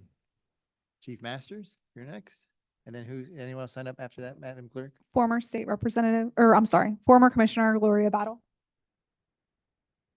Mr. Mayor, Vice Mayor, Commissioners, Brad Masters, 1441 Southwest 11th Court. I'd like to comment on what the Captain just said. With the changes that you have decided to make, some of the things that are going to be missing from the new fire department, new police department, are zone familiarity. People that have been in the zones for 25, 30 years on the police side and that long on the fire side. One of the things that I bragged to all of you about when I first got here was how proud I was of the men and women, the legacy Deerfield Beach Fire Rescue people who decided to stay here, stay at busy stations because they love this city. And those same people now are choosing to leave the city. Some of them are retiring early. We're going to end up having some demotions and some loss of jobs due to what's going on here. Unfortunately, this is what's happening with the city. I have friends that live in the city, and I'm concerned for their fire and police protection. Like Captain Hofstein, I am going to support my men and women throughout the time that we're here. I am very, very proud to serve you and serve the citizens of Deerfield Beach. And I love this job that I've been doing for over 33 years. Thank you very much for your time. Thank you, Chief. Former Commissioner Battle. And then Susan Sternhauser. Gloria Battle, 1240 Southwest 6th Way, Deerfield Beach, Florida. Mayor Drosky, Vice Mayor Preston, Commissioners of Districts 1, 2, 1, 3, and 4. As senior citizens who attend the Senior Center in Deerfield Beach, we wanted to take a moment to express our sincere appreciation for the wonderful work being done at the Braithwaite Center for Active Aging. We are all extremely grateful and very pleased with Director Jonathan Salas and his brilliant staff. Jonathan's leadership has brought many improvements to the center, created wonderful and exciting events and special activities that truly enrich our lives. A huge thank you to the recreation team because they put together such great and amazing activities for us. Their creativity and dedication bring so much joy and enjoyment to everyone who attends. We are also very thankful for the many services provided, including field trips, transportation to and from the center, as well as helping with rides to pick up medications and attend the doctor's appointments. These services mean so much to many of us and make a real difference in our daily lives. The morale of all the participants who attend the center is incredibly positive. Everyone absolutely loves coming here and hates to miss a day, including me, even though I thought at 75 I wouldn't be doing this. That alone speaks volumes about the welcoming and caring environment that has been created. We would also like to thank the rest of the amazing team anchored by Giovanni Moss. They are diligent, hardworking individuals who clearly love what they do and work tirelessly to keep us seniors happy. Please know that the work being done at the center is deeply appreciated by all of us who attend daily. It makes a meaningful difference in our lives. Sincerely, the seniors of the Braithwaite Center for Active Aging. And I had nothing to do with this. They even signed the document. And we just wanted you all to know how grateful we are for that center. Thank you so much. Thank you, former Commissioner Battle. If you can give that to the clerk, we'll make sure it gets stored safely. Susan was next. Go on down. And then Edward Forrest. Hello, Mayor Drosky, Vice Mayor Hudak, and Commissioners Preston, Janetsky, and Plout. Susan Steinhauser. I live in 5842 Eagle Cave Circle in Coconut Creek, a neighbor city, 33073. Earlier today, I emailed each of you individually requesting that you schedule a vote regarding the Broward Solid Waste Master Plan and that you vote yes to remain in the Solid Waste Authority. I sent those emails remembering years ago, pre-COVID, the last time I was in in this commission chamber, I was here with Oceana Surf Rider, and I think it was a bunch of Girl Scouts or Boy Scouts. Somebody was dressed as a turtle, and we were discussing plastic straws. And I remember saying to myself, this is a city that really cares about the environment. You guys took that measure, and I thank you for it. Later on, I heard about you guys passing, or not passing, but implementing a composting program. And I said, you guys really are on the ball. You know what it's going to take to reduce greenhouse gas emissions, to deal with the pollution that is coming from Monarch Hill, which, by the way, I live 4.5 miles from Monarch Hill. So it is such a thorn in my side. You have no idea. Anyway, all of this, I had in the back of my mind that Deerfield Beach would be one of the first cities to vote yes on the Solid Waste Authority, on the master plan. Coconut Creek voted yes, Southwest Ranches voted yes, and one of the Sea Ranch Lakes voted yes. I have not yet seen you guys schedule the vote. And I know that conversations have been had with a representative from the League of Women Voters. I understand that there are concerns. I am inviting you to please, if you have not yet had a workshop presented by Sam May or Daniel, anybody else at the Solid Waste Authority, please have that workshop.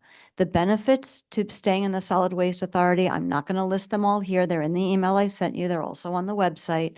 But for anybody here tonight who does not understand, the master plan offers financial stability when it comes to our solid waste going forward. It also, like I mentioned, reduces pollution, greenhouse gas emissions that are leading to climate change and sea level rise. We could go on that ad nauseum. Don't want to go there. But I urge you, please, time is of the essence. And for anybody who says, well, we've got this problem, it's unsurmountable. The problem we have is because decisions were made decades ago, and we're paying the price for it now. And if we don't take the proper action now, then 20 years from now, there's going to be somebody younger than me standing here saying, I don't understand why the commission didn't do something in 2026 when they could have. So again, I want to thank you for your time. And if I could just add that I hope that if that building goes up, that it's LEED certified and full of solar panels. Okay. So thank you very much. I'd be happy to answer any questions now if you have. Otherwise, feel free to call me. Thank you. Perfect timing. Thank you. Edward, you're up again. Just restate your name and address for the record, please. Edward Forrest, 22 Southeast 8th Avenue. So, good evening, Mayor, Commissioners, City staff, and residents of Deerfield Beach. My name is Edward Forrest, and I'm a student of Pompano Beach High School, but I'm a resident of Deerfield Beach, and I am here today as a concerned member of the community. I am also working on an AP government project about civic participation, and I chose this issue that I'll go over because it directly affects my home safety, taxes, and the trust in the local government. I am here to respectfully ask the City Commission to reconsider the decision to end the city's contract with the Broward Sheriff's Office until a better, more concrete solution is identified that is supported by the will of the people. Public safety is one of the most important responsibilities of local government. Police officers, firefighters, paramedics, and emergency responders are not just numbers in a budget. They are the people residents depend on during the most dire moments of their lives.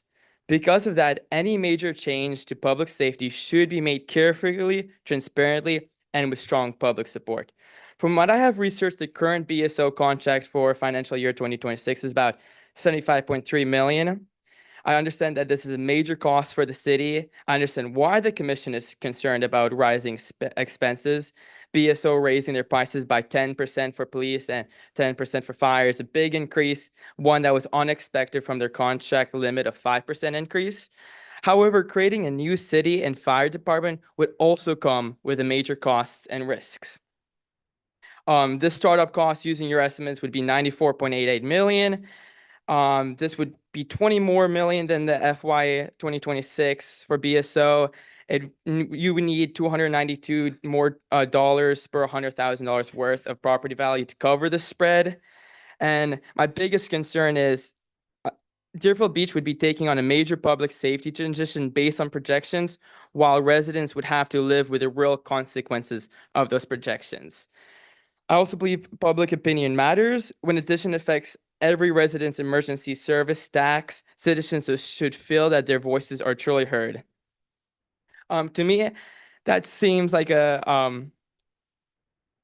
to try to dispute this conflict, BSO offered a 2-year deal and to pay for a new independent study before the city moved forward.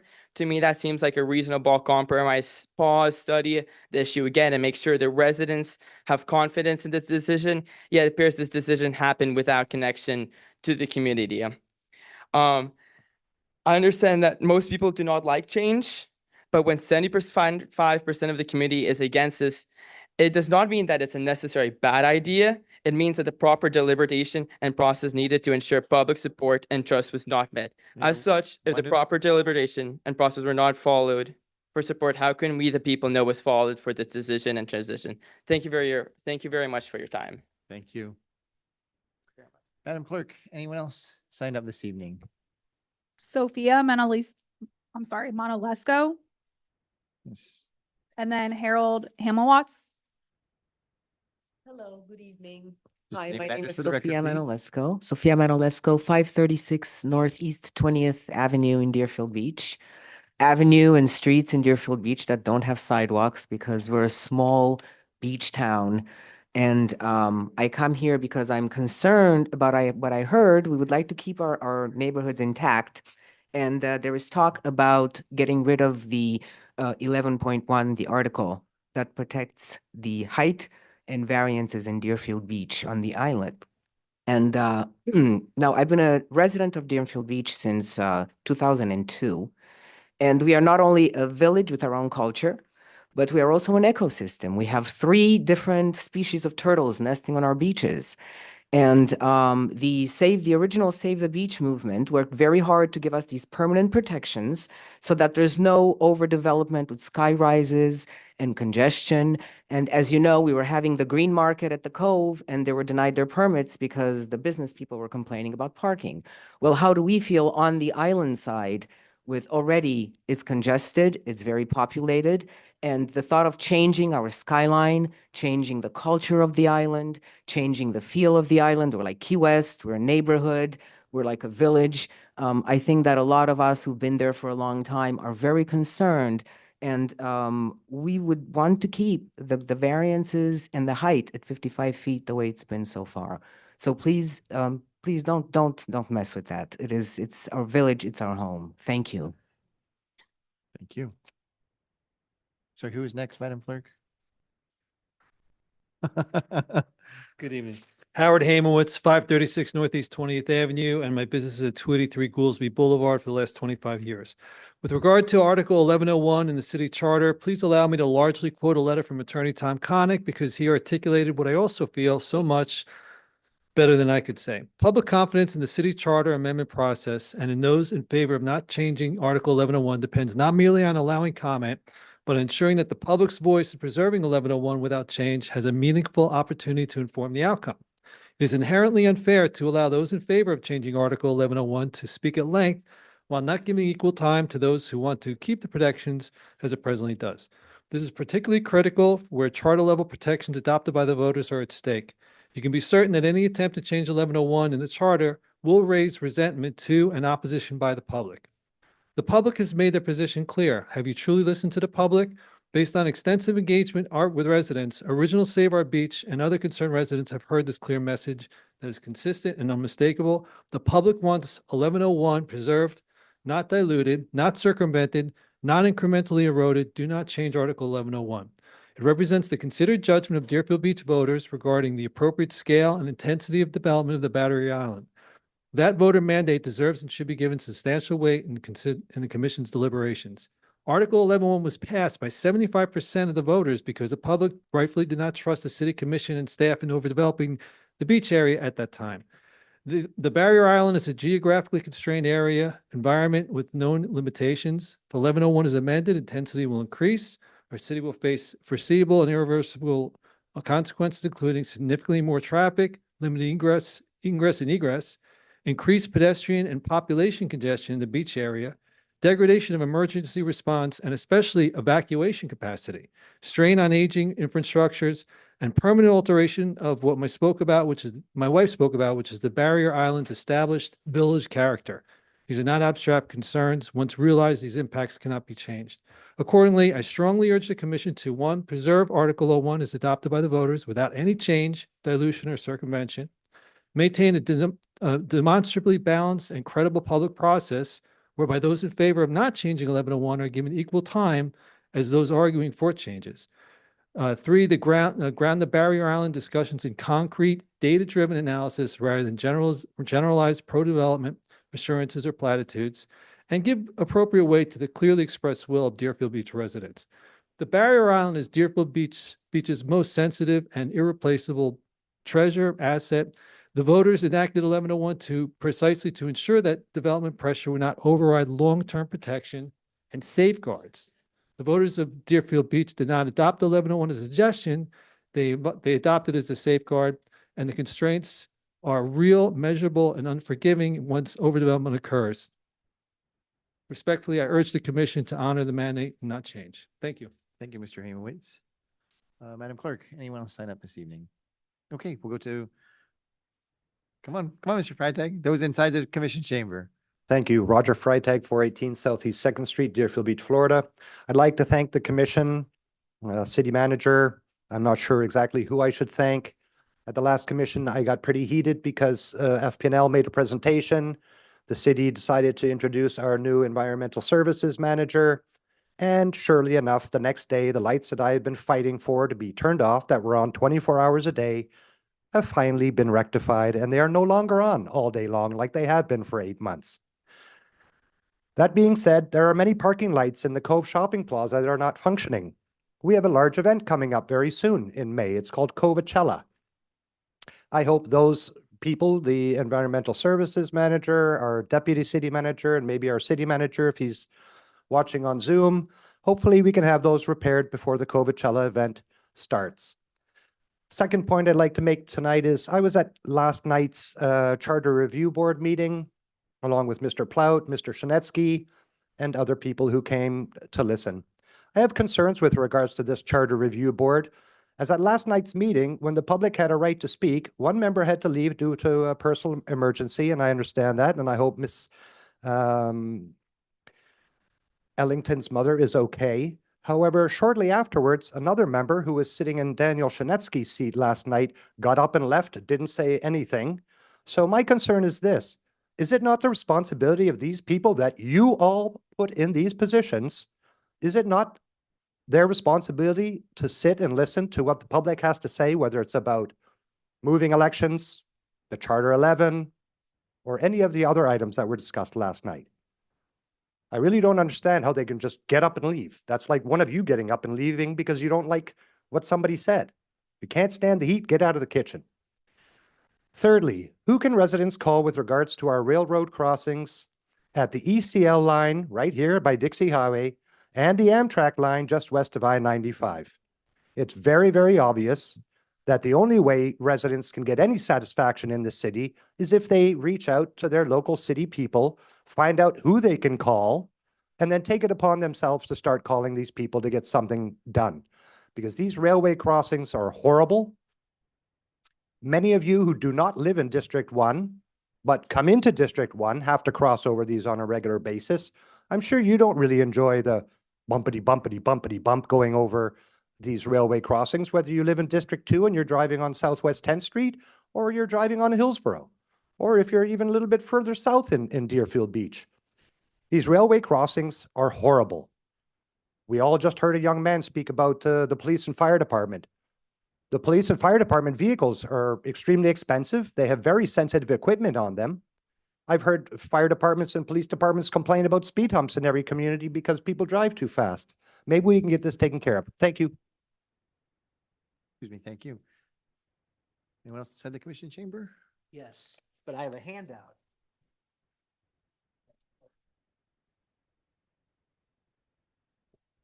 Dan Hers, 330 Southeast 19th Avenue. First of all, for the record, I don't know Edward. I've never seen him before. However, because I found out that he is 18 years old and he lives in District 1, I would like to start a drive to convince Edward to run for District 1 Commissioner for next March's election. With that being said, I know the Mayor Drosky is so busy speaking to constituents that he can't always remember what he says. So let me refresh his memory. A couple commission meetings ago, he said, I get emails all the time. That's why I know the vast majority of residents are in favor of this. This meaning forming an in-house public safety department. So a number of concerned citizens have sent public record requests to the city to get their hands on these emails that Mayor Drosky is claiming that he has received. Now, I know the city clerk's department is backed up, and I know they haven't been able to fulfill all the requests for this that have been pouring in, but a sample of these emails has started to come back. And I can tell you, because I have them right here, all of them are not in favor of forming your own in-house police and fire departments. So I ask Mayor Drosky to produce even one email from anybody that is in favor of forming their own police and fire department, because we'll keep bringing up all the emails, and there's a lot of them that are totally against this. Now, with whatever time I have left, the handout that I gave you is 2 more cities just recently who said, including an opinion from the Sun Sentinel, that having elections in March is idiotic, a total waste of time and money. So I can't wait to see shortly, when this comes in front of this commission, and how you're going to explain why it's a bad idea to have elections in November versus March. Thank you. Anyone else like to speak? Mr. Adams? Wayne Adams, 1431 Southwest 5 Terrace. Got some questions and some concerns too. I want to thank everyone on the commission and everyone else, the staff that is doing the AstroTurf at the Oviedo McKeithen Recreational Center. I appreciate that. It's a long time coming for that. But I also wanted to ask, whenever it's done, are there going to be, and I don't know if Mr. Warner here, I don't know if I saw him, but will the bleachers be covered? It might have been talked about here. I don't recollect, but I just wanted to, because it's hot out there. I mean, we coming into the dog days of summer now, and it's going to be hot. And I know a lot of other cities have the covered bleachers out at their facilities. Also, for years now, people in the community have been asking about a track field. We have a football field, and I know we have that for the kids, but I think something that would be very beneficial here for the kids here, once football season is over, is a track field. I know I talked to Mr. Warner here maybe a year or two ago, and he was just saying, they were saying that they didn't know if it was enough room out there. Even around the football field, like a walking trails, whatever, rubberized walking field would be nice for the parents when they're waiting on their kids to finish practicing or on days that they're practicing or after the game. I think something like that would be very appropriate out there at the field, but I would love to get a track facility here foreign kids. I mean, track is very popular here. So that's just something I just want everyone up here to really consider. Thank you. Have a good night. Thank you, Mr. Adams. Anyone else inside the commission chamber would like to speak this evening for public comment? Mr. Stroud is coming down, and then after him, we'll switch to online. Hey folks, Michael Estrada, 1431 Southwest 6th Way. First off, it was just, I mentioned earlier, hoping to get an update around the Tivoli Sand and Park Preserve. I believe it's coming up on 2 years since I was at a commission meeting and asked about it and was told it would be ready by the end of that year. And so now we're coming up on about 2 years from that point. So just hoping to have some kind of update on that. Second of all, I attended last night's charter meeting, and I will agree with sort of some of the sentiment. I was very disappointed with how little it felt like the folks that were up there were listening. I think for the people that were in the room, I know I saw a few of you, it was pretty clear vocally that I would say 90% of the room were against making any changes to the charter. And it seemed like the folks outside of, I believe, one gentleman who was sitting at this far end seemed like they kind of had their mind set and ready to go. And not only was it let's make a small change, you know, they were specifically talking about the height restrictions. But instead of making a small change to that, they said, let's just get rid of the whole section and make one note about that. Again, there wasn't really time or a place for the public to speak. I believe somebody asked former Mayor Nolan, you know, why are we saying 65 feet? Where is that just an arbitrary number? And there wasn't a good answer. It really did seem like, let's just go from 45 to 65. 65 is higher than 45. No kind of thought process specifically for that. I think that we know that the state is in a place where money is drying up, especially as we have property taxes that are potentially going to be going lower, which means the city is going to have less money to work with. We got to pull money from other places. But what I hope we don't see happen is to sell out the city's beach area specifically to find those funds. It's a resource that belongs to everybody in the city, not just District 1, not just the people that live right there on the island. It belongs to all of us. And I would really hate to see such a dramatic shift happen without any kind of restrictions or without foresight to what it's going to look like 30, 40 years from now. Again, we know that these projects take a while. It's going to bring congestion. It's going to give us some issues, especially during hurricane season. You can imagine when it comes time that people have to evacuate, what that's going to look like. We know that we have, you know, numerous wildlife that we really have to take care of that are there on the beach. And I think we do a great job of it now.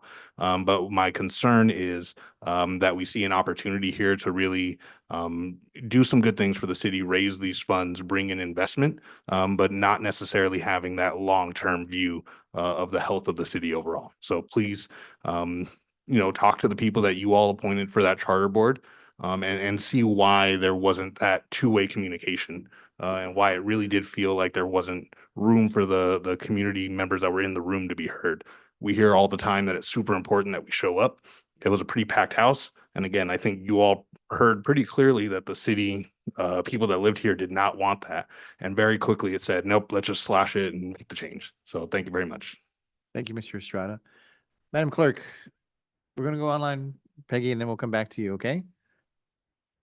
Madam Clerk, who's online? Former State Representative Gwen Clark-Reed. Okay. Go ahead, former state representative.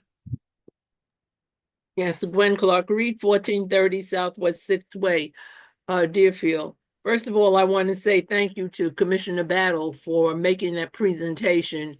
Those things that she enunciated in that presentation are really true.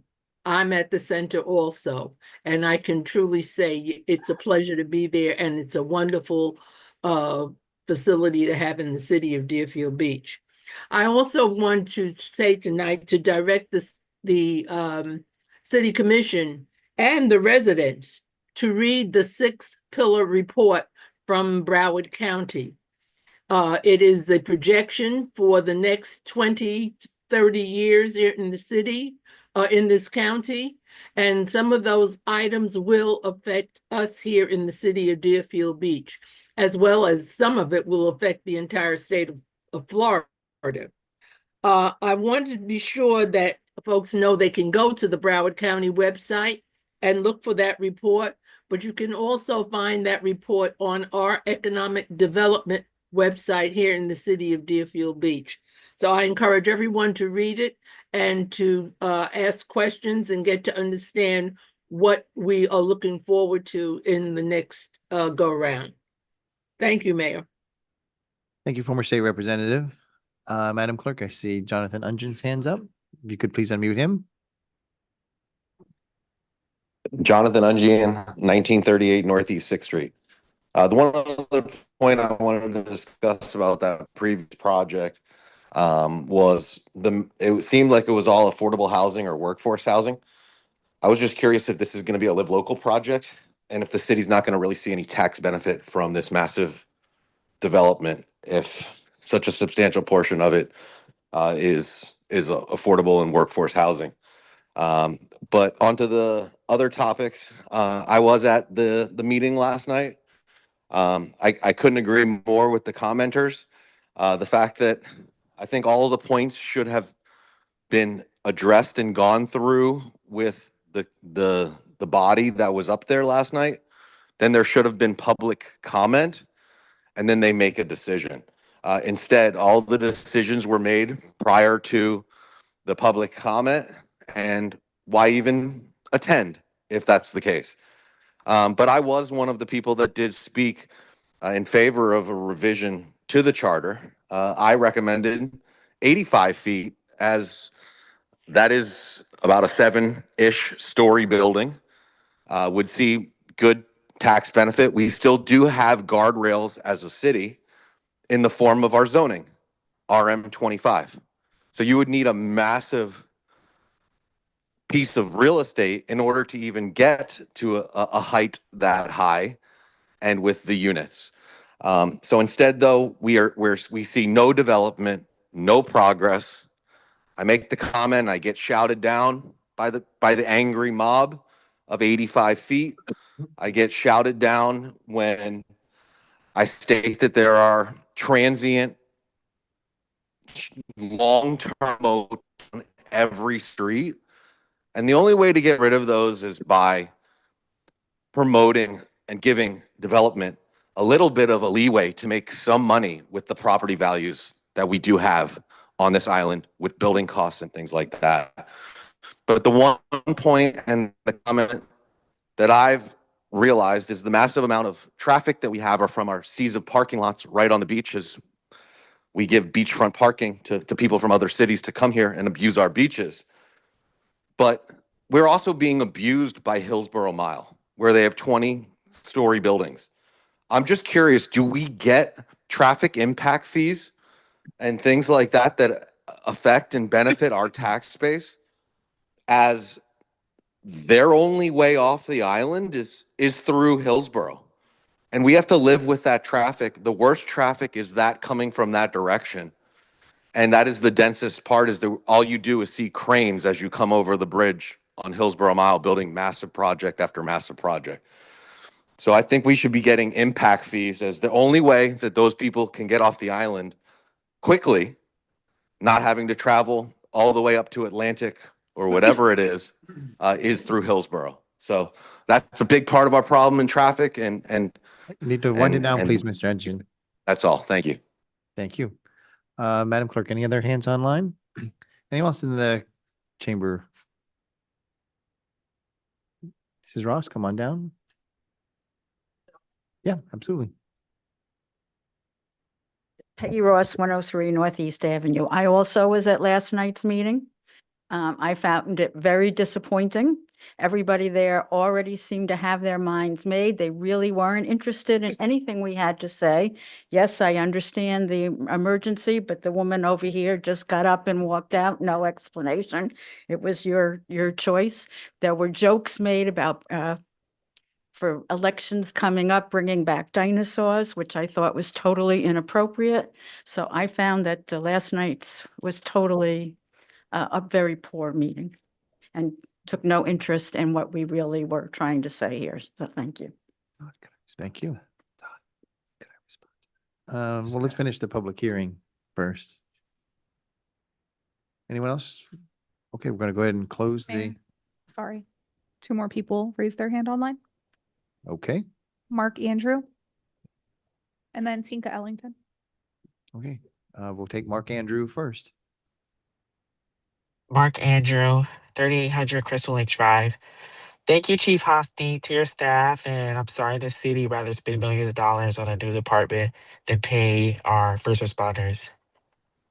Commissioners and staff, where are we in the hiring for this new department? It's 300 people. It's like less than a year that we're gonna have to hire 300 police and firefighters and train them.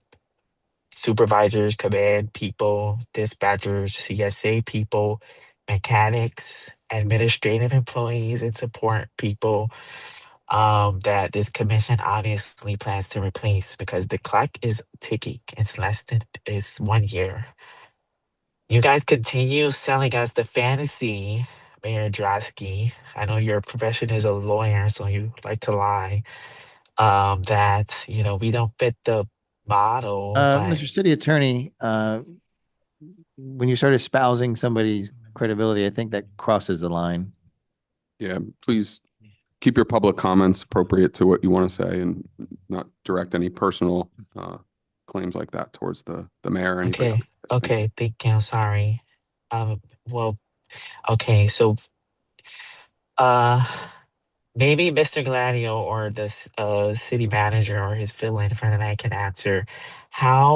Where are we with hiring, recruiting, academy people, field training people, background investigators? Where are we with hiring these 300 people for police and fire department? Where are we with that? Because we know that we're going to be losing a lot of tax money. We have all these projects coming.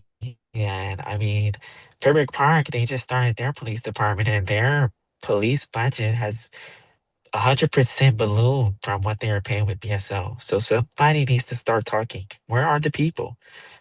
Mayor Drosky, where are the emails that you say that people say you want to have your own police department? This isn't making sense. 300 plus people. Who's going to hire these people and fire them and investigate them? Internal affairs and all these other stuff. I think we're going to need more than 300 people. Who's hiring all these people? Where are the people? Mayor, you're looking crazy. Where are the people at? Nobody got nothing to say. We're just going to look crazy. Where are the people? 300 people. Broward County is firing so many people, 1,000 people. Where are you guys going to hire 300, 400 freaking police and freaking firefighters? Somebody answer. Where are the people? Hello?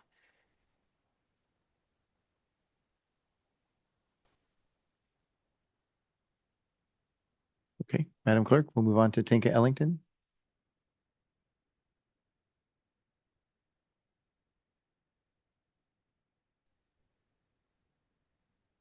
Good evening, Tinka Ellington, 1517 Southeast 6th Street in Deerfield Beach. I am one of the committee members of the Charter Review Committee. And I just wanted to point out that yesterday we had our umpteenth meeting. I've lost track how many meetings we've had. We hold them monthly on every third Thursday of the month. And yesterday was another additional meeting that we've added on a Monday.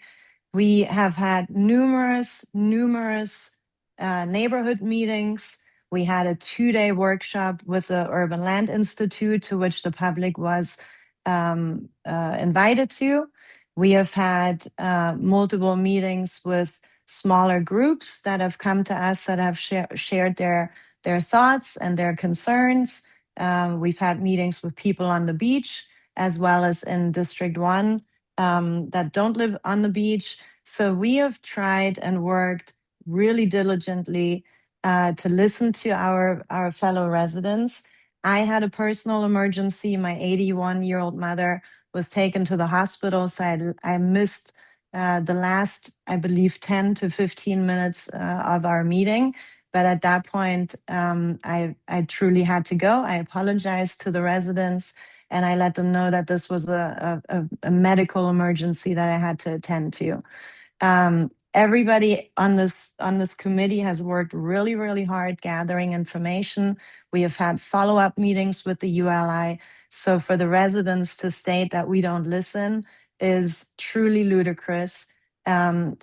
we've, like I said, we've had meetings for over a year or right about a year now, every single month.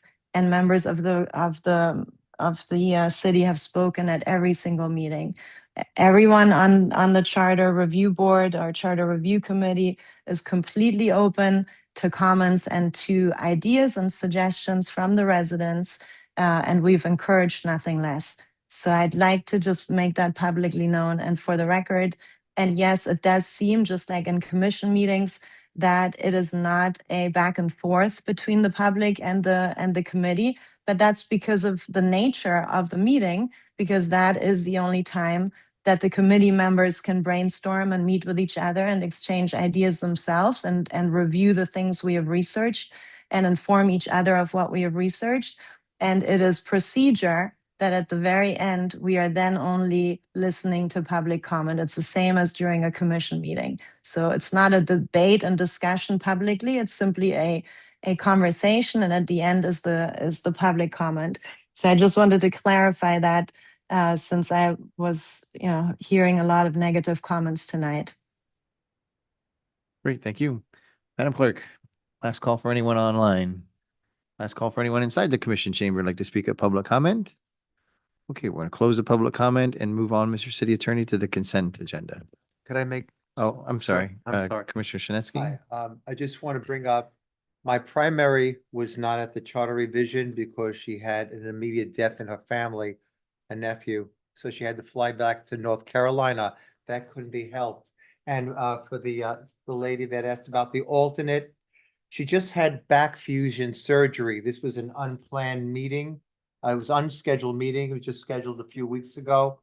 So she just had back fusion surgery. She was in incredible pain. She was advised not to come to the meeting and she was in a lot of pain. And I spoke to her, but she said, you know what, I'm gonna be there. And she was there from 6:30 to 8:30. The pain got so bad that she just had to leave. She just missed maybe about 10 minutes. So I commend my alternate for even showing up.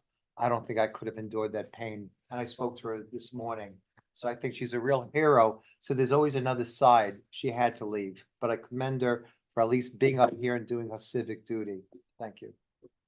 Thank you for clarifying, Commissioner. Mr. City Attorney, Items 2 through 7 are currently on consent.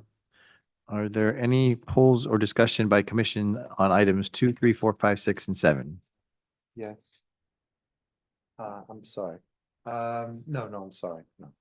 You're good? No, yeah, I'm good. Thank you. Okay. Is there anyone from the public that would like to speak on items 2 through 7? Madam Clerk, did anyone sign up? No, sir. Anyone inside the commission chamber would like to speak on items 2 through 7? Come forward. Madam Clerk, is anyone online? No, Has their sir. hand raised? Okay, we'll close the public hearing on items 2 through 7. Commission, Motion to approve items 2 through 7. Second. motion to approve items 2 through 7 by Vice Mayor Hudak, seconded by Commissioner Plout. Madam Clerk, would you call the roll, please? Commissioner Plout, Yes. Commissioner Preston, Yes. Commissioner Shinesky, Yes. Vice Mayor Hudak, Yes. Mayor Drosky. Yes. Mr. City Attorney, number 8. Item number 8 is a resolution of the City Commission of the City of Deerfield Beach, Florida, approving a loan agreement with New World Aquarium, Inc., an affiliated entity of the Museum of Discovery and Science, Inc., for the city to provide a short-term loan in the amount of $1 million to New World for the Museum of Discovery and Science, City of Deerfield Beach Nature Center exhibits, secured by a gift agreement with JM Family Enterprises, Inc., providing for execution, conflict severability, and an effective date.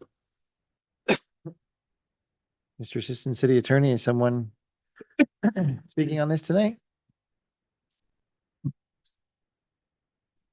Yes, ma'am. Eric Bauer, Deputy City Manager. We're here to answer any questions you may have tonight. I do have here from Museum of Discovery Science, Miss Kathy Nonemacher, along with our CR Director, Michael Chen.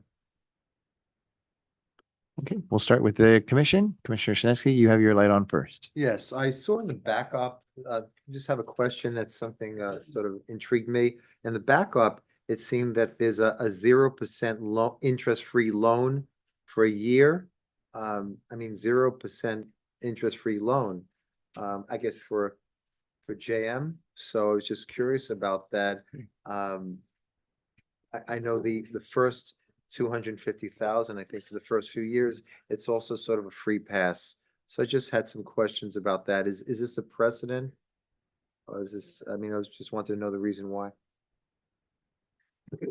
So we got this request from New World, that's presented before you. They have asked for $1 million loan at 0 interest to save money for the overall project. The loan is to be used to secure, the payments, essentially to fund the exhibits, and it is secured by, the gift agreement and the pledge from JM Family Enterprises.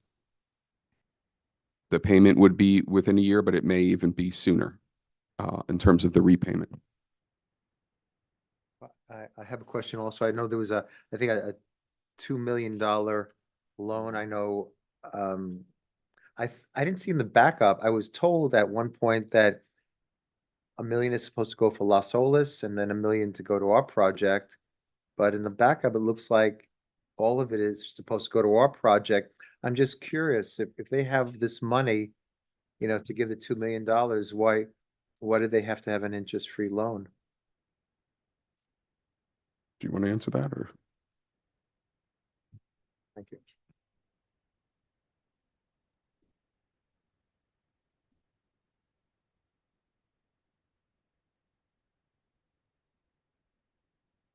Hi there, just name and address for the record, please. Kathy Nonamacher. I live at 940 Bear Island Circle in West Palm Beach, and I am the CFO of the Museum of Discovery and Science. The JM Family Enterprise gift is $2 million. $1 million is for our exhibits at the Museum of Discovery and Science. That project is opening in the next few weeks. And then the other $1 million is dedicated to building the exhibits for the Museum of Discovery and Science Deerfield Beach Nature Center. That will be opening later this year, we hope. And that project comes second. So right now, that's why we're asking for the 0% loan to get this project built, to bring it to the city. We've been working together, and this is dedicated to the exhibit payments, not to the operations. That's a separate management agreement. I'm happy to answer any other questions. Thank you. Anything else, Commissioner? No, sir. Okay. Thank you. You can, I don't see any lights, so you can sit down for the time being. Thank you. I don't see any other lights. So is there anyone, Madam Clerk, that signed up for item number 8 this evening? No, sir. Okay, anyone inside the commission chamber would like to speak on item number 8? Dan Hers, 330 Southeast 19th Avenue. You know, someone has to look out for what's best for the taxpayers. If the 5 of you aren't doing it, then it falls upon people like myself to look out for what's better for the taxpayers. So we're going to have to do some math right here, and I'm going to ask maybe to assist me. I know the District 4 Commissioner has 39 years of experience in the financial services industry, so maybe he can follow along with my math and make sure that my numbers are correct. So when you take $1 million, I'm going to assume that the city gets at least a 4% return on their money from Wells Fargo. Maybe if Oleg is in the back, he can tell me if I'm wrong, but I get 4% return on my money. So if you take 4% and you multiply it by $1 million, you get $40,000. But this loan can extend for up to 13 months. So we have to take the 40,000 and we have to divide it by 12, and then we have to multiply it by 13. So when we do that math, the answer is $43,333.33. And that's what the taxpayers are being asked to subsidize this. Now, I'm curious, has anybody asked JM Foundation that maybe they could pony up the money now and not a year from now, so that the taxpayers aren't the ones losing out on $43,333.33? Well, I'm sure that question will go unanswered like they always do. Thank you. Anyone else inside the commission chamber would like to speak on item number 8 this evening? Seeing no one, Madam Clerk, is there anyone online? Michael Estrada. He was just here, now he's online. Mr. Estrada, go ahead, please.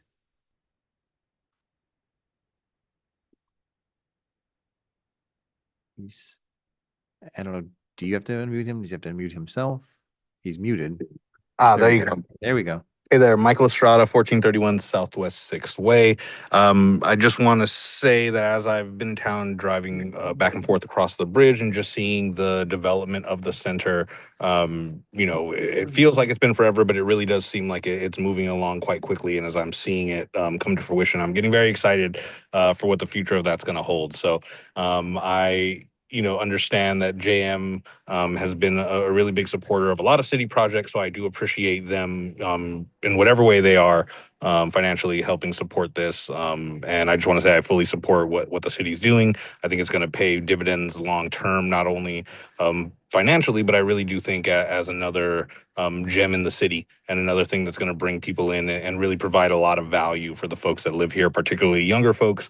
I've recently visited some similar centers in other locations and just seeing the amount of families and folks from all multiple generations just going to enjoy those kind of spaces and learn particularly about the environment, especially in a place like Deerfield Beach, which has such a rich history of prioritizing that. So I just want to say I really support the project. Thank you all very much for prioritizing it. Thank you. Anyone else online, Madam Clerk? Last chance for anyone inside the commission chamber to speak. Okay, we'll close the public hearing on item number 8. Motion to approve. Second. Motion to approve item number 8 by Vice Mayor Hudak, seconded by Commissioner Preston. Madam Clerk, would you call the roll, please? Commissioner Hudak. Yes. Oh, I'm so sorry. Commissioner Plout, Yes. Commissioner Preston, What happened there? Yes. Commissioner Shinesky, Yes. Vice Mayor Hudak. Sorry. Yes, too. Mayor Drosky. Yes. Does his vote count twice? Exactly. Is that 6-0 or? Mr. City Attorney, item number 9. Item number 9 is an update regarding public safety.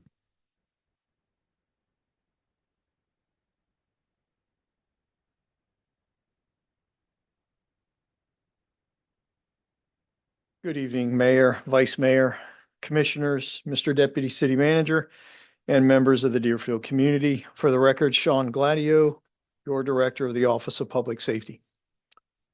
Tonight, I have the privilege of sharing an important moment in the evolution of public safety in our city. Over the past several weeks, we have engaged and listened to our community and conducted a thorough and deliberate process. A process driven by our commitment to operational excellence, organizational stability, and community trust. The process has led us to 2 exceptional leaders who will guide our fire and police departments during this transitional period. Each of these leaders brings more than impressive resumes. They bring lived experiences, tested judgment, and a demonstrated ability to guide organizations through complex environments with calm, capability, and vision. These are not ordinary selections. Rather, they are decisions which will shape how we respond to calls for service and emergencies, how we protect our neighborhoods, and how we support the men and women who serve on the front lines every single day. And it is with great excitement I introduce them to you this evening. Introducing our transitional fire chief, Chantal Botting. Chief Botting's fire service career spans more than 3 decades, beginning in 1996 with the Fort Lauderdale Fire Rescue Department, one of the region's largest and most demanding fire service agencies. What sets Chief Botting apart is not just her longevity, but the breadth and the depth of her service. She has worn every operational rank: driver engineer, lieutenant, captain, battalion chief, division chief, and most recently, Deputy Fire Chief. In 2018, she stepped into the role of interim fire chief, guiding her department through leadership transition with steadiness and clarity. Those who have served with her describe her as unflappable, a leader who listens deeply, decides thoughtfully, and moves decisively. Her administrative leadership is equally extensive. Chief Botting has overseen operations and emergency services, emergency medical services, training, information technology, recruiting and hiring, fleet services, and support services. Few leaders in our profession understand both the operational and administrative machinery of a fire department as comprehensively as she does. She holds a bachelor's degree in organizational leadership and a master's degree in executive management from St. Thomas University. She has earned and retained her Chief Fire Officer designation, graduated from the Fire Service Executive Development Institute, and currently serves as the Southeast Regional Director for the Florida Fire Chiefs Association, a testament to the respect she has among her peers statewide. But perhaps most importantly, Chantal is grounded. She is a devoted wife and mother who remembers that every call, every training hour, and every policy decision ultimately affects families just like her own. I would now like to introduce our transitional police chief, Chief Daniel Morgallo. Chief Daniel Morgallo brings more than 30 years of public safety experience, shaped by some of the most complex law enforcement environments in the country. His career began in 1994 with the Florida Department of Corrections, followed by service as a canine handler with the Sweetwater Police Department. In 1999, he joined the Miami Beach Police Department, an agency known for its high operational tempo and unique challenges. Over nearly 27 years in Miami Beach, Chief Morgallo rose through the ranks and led critical functions across patrol, criminal investigations, internal affairs, and training. He commanded the hostage negotiation team and the mobile field force, and he directed high-stakes public safety operations in one of America's most visited and densely populated coastal communities. His professional growth has always been tied to a commitment to develop others and enhance organizational performance. Whether leading investigations, training future officers, or shaping operational readiness, Chief Morgallo has built a reputation as a steady, principled, and mission-focused leader. Chief Morgallo holds a bachelor's degree in criminal justice from FIU and a master's degree in Homeland Security Studies from the Naval Postgraduate School's Center for Homeland Defense and Security, which is one of the most respected programs in the entire nation. He is also a graduate of the Police Executive Research Forum Senior Management Institution for Police and the Southern Police Institute's Command Officers Development course. And like many of us in this profession, Chief Morgallo's commitment to service is anchored by his family. He is a devoted husband and the proud father of 2 sons. There will be opportunities to meet our 2 new chiefs, and we want our community to meet, engage, and begin building relationships with these leaders. Our community is cordially invited to the Community Welcome Event or Meet the Chiefs event on June the 2nd, 2026 from 6 until 7 p.m., where both chiefs will be joined by our city department directors over in the lobby of City Hall, where we look forward to engaging with our community. For those unable to attend on June the 2nd, our chiefs will also participate in our upcoming public safety community engagement opportunities on May 26th at the Hillsborough Technology Center, from 1 to 2:30 PM and again at 7 to 8:30 PM. These opportunities reflect our commitment to transparency, dialogue, and ensuring that public safety leadership is visible, accessible, and engaged from day one. As your public safety director, I can confidently say Chief Botting and Chief Morgallo bring the skills, the integrity, and the leadership necessary to guide our fire and police departments through this transitional period and into the next chapter of service to our community. Their careers have prepared them for exactly this moment: complex, evolving, and filled with responsibility. And while their credentials speak volumes, what matters most is their shared belief that public safety is a promise we make to our residents every single day. They are the right people at the right time and for the right reason. Thank you. Thank you. Commissioner Preston has his light on. Thank you, Mayor. So it's Meet the Chiefs on June 2nd, which happens to be a city commission date. So where are we going to meet them? It's going to be, Commissioner, it's going to be over here in the lobby where you pay your water bills, engage with our cashiers and that kind of thing. So it will be an easy transition from the lobby over into the commission chambers for those that want to attend the commission meeting that evening. Okay, so I'm going to request that they also attend that city commission meeting so people can see them.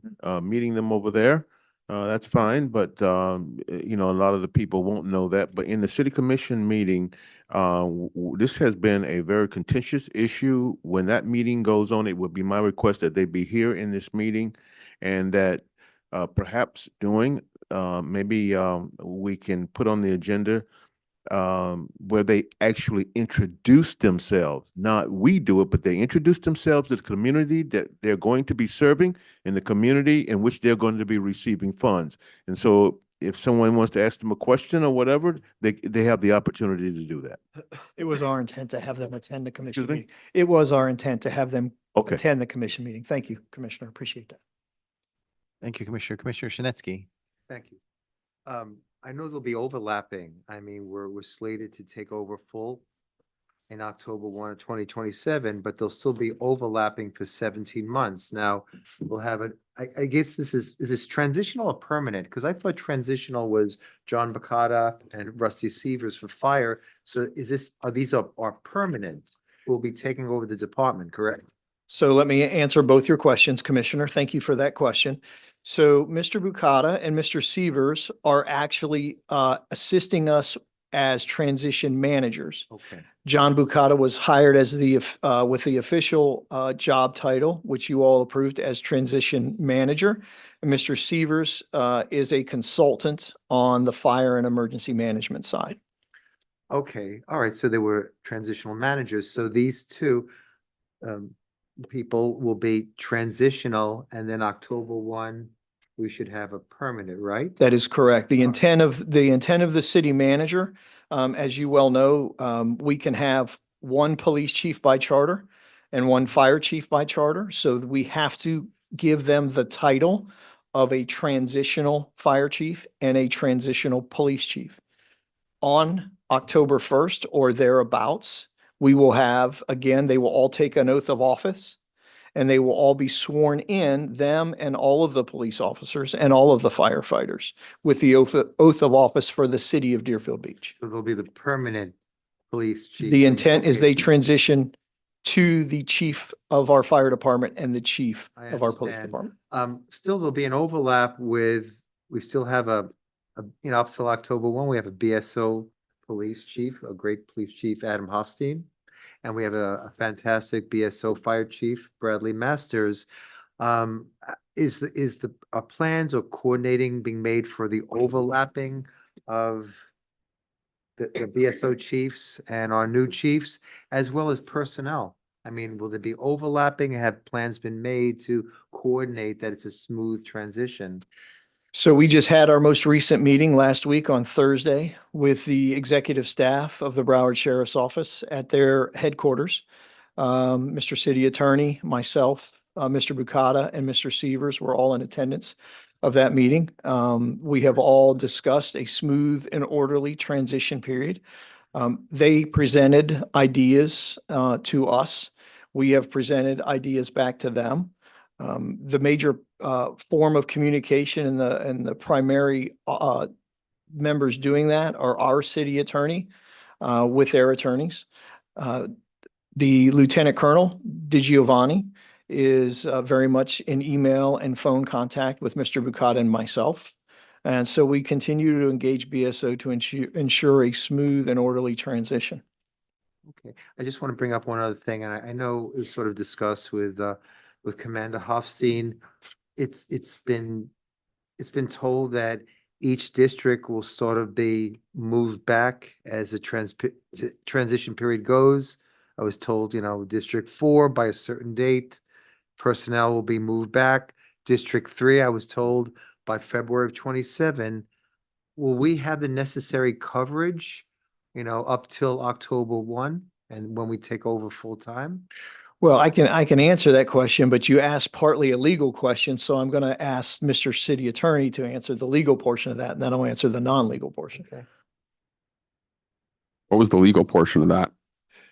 I mean, the legal portion is, I've seen documentations where BSO leadership, chief leadership has said, District 4 will be losing certain services by, say, August of 2026, and District 3 will be losing services by February of 27.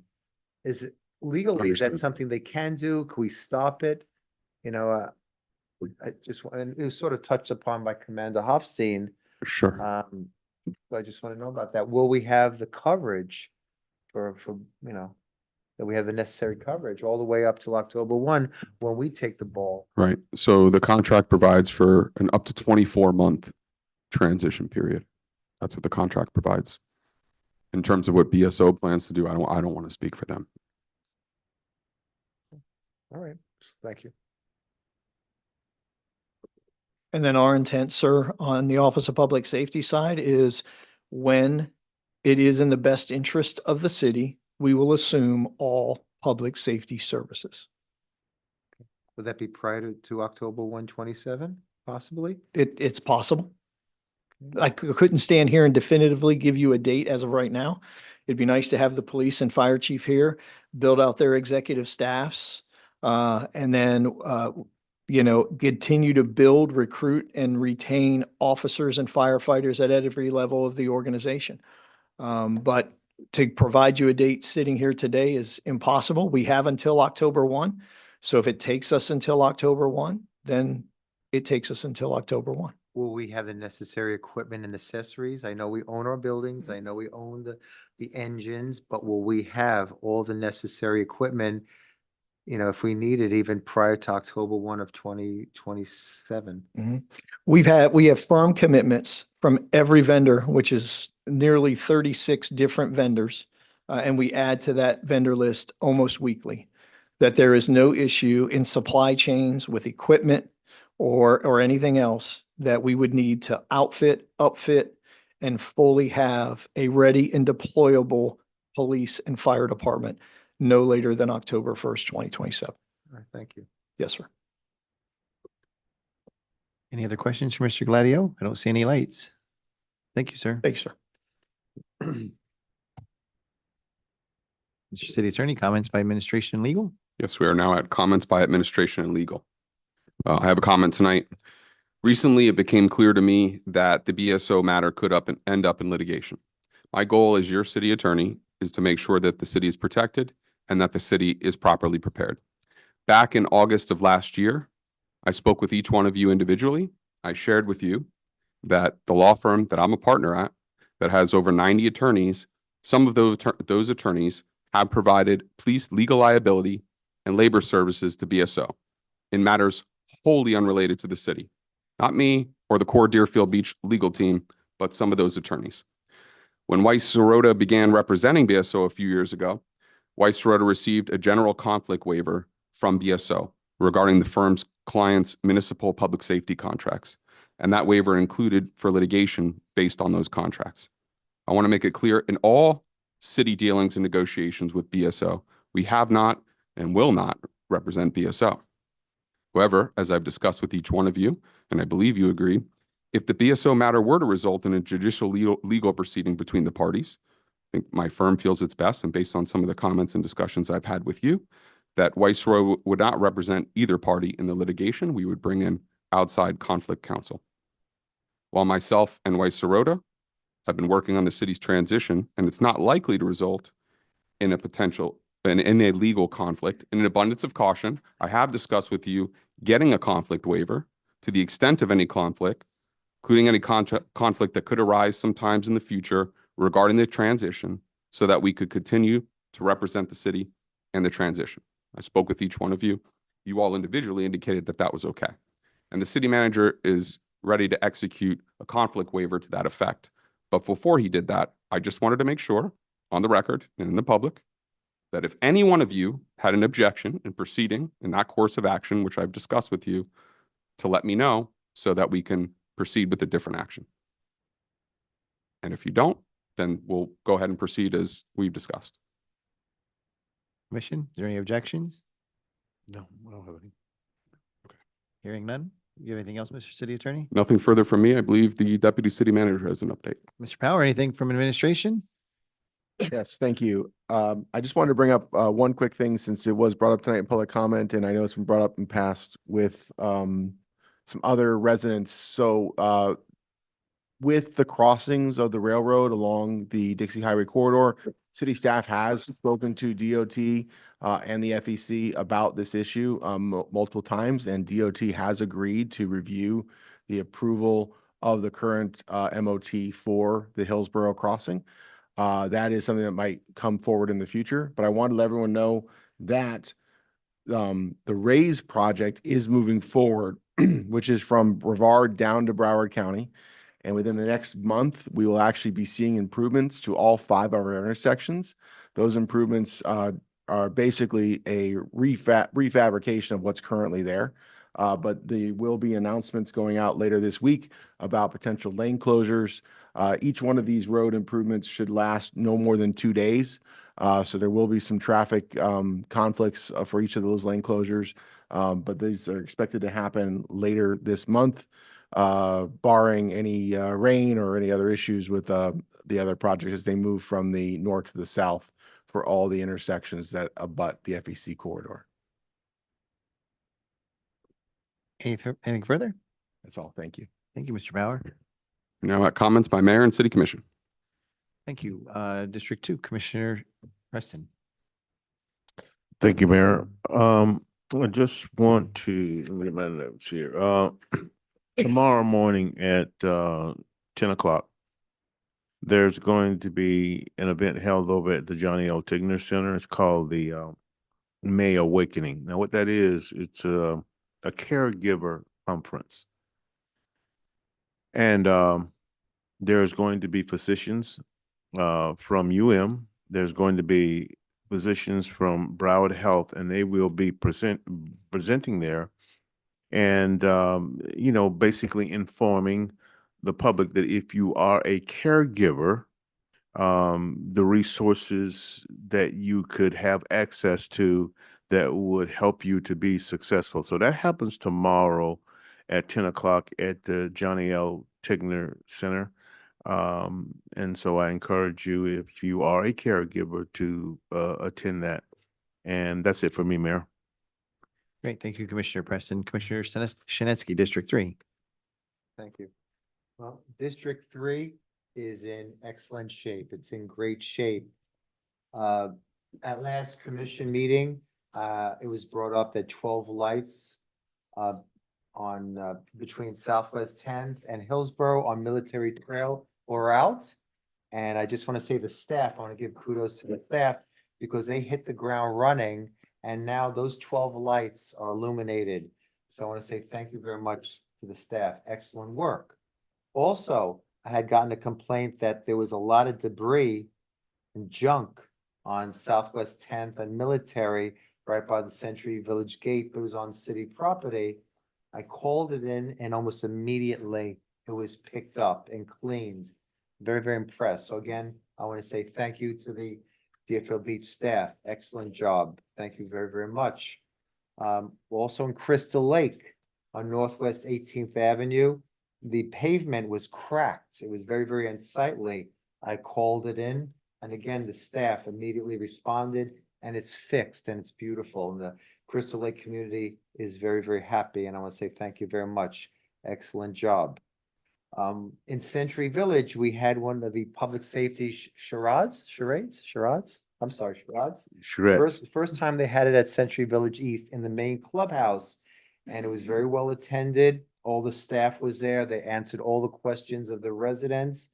And again, it was a success. And I want to say thank you very much to public safety and us, the Deerfield Beach staff, for doing that. Thank you. Kudos. Yesterday, for the first time, we had our first bus load of Century Village East residents that are participating in the brand new Community Cares Food Bank, Nina's Food Bank, which is a coordinated effort between Community Cares Food Bank, Nina Food Bank, Send Club, and the city, and Braithwaite Transportation. It's a combined effort. Basically, we're taking residents in Century Village that don't have really a lot of resources for food, and we're transporting them to the food bank at Nina's place and bringing them back. There were a dozen participants taken by bus. I was there. I saw them off, and the program's going to grow. So they told me to tell everybody, thank you so much. This really helps them so much. So I want to say thank you. In District 3, my community has Century Village, the Meadows at Crystal Lake. I'm very close with them. Crystal Lake, HOA, Sandpoint. I'm very close with them. I also found another community of 400 residents in District 3 called Discovery Point. And they want to get more involved in the city. And I'm going to be meeting with them on May 18th to meet their residents and meet their HOA. So it's great that in District 3, all these communities are becoming aware of what the city could help them. So I'm very, very proud of that. Besides being a District 3 city commissioner, my other hat is I look out for the city as well as with these gentlemen. So I just want to bring up that I had several constituents come up to me on A1A and Northwest 19th Terrace, which is right by, the beach.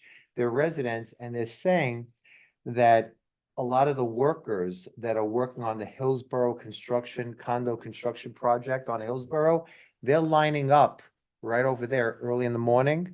I guess they're coming over from the Cove parking lot, coming over the bridge, and they're lining up. They have the fluorescent vests and everything. And it's very unsightly. And they're, the residents are scared about it. So, I just want to let the city know about that.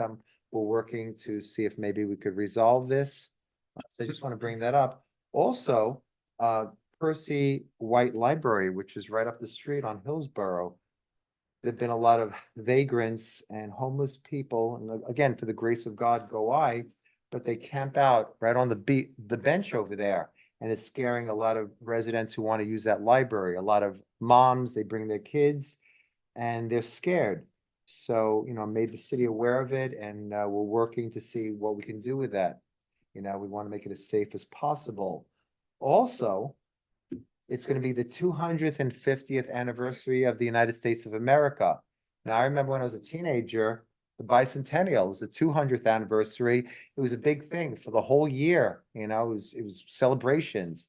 And I come from Brooklyn. I remember there's a big celebration, the bicentennial. They had the boat regatta. I don't know if these guys were maybe too young. I don't know if they remember it then.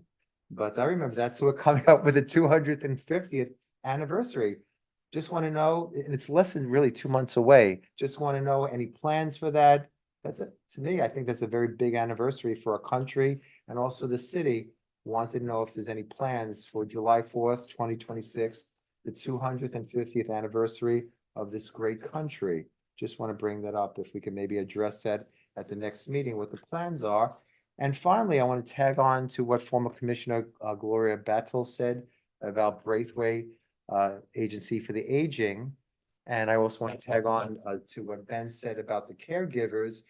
The Northeast Focal Point CASA, they're an organization that works with Braithwaite, and they supply a lot of the funding and a lot of the resources for Alzheimer's patients at Braithwaite and also caregivers. And they're also sponsoring, they're one of the sponsors of this forum tomorrow at Tigner Center. So I want to give a shout out to them.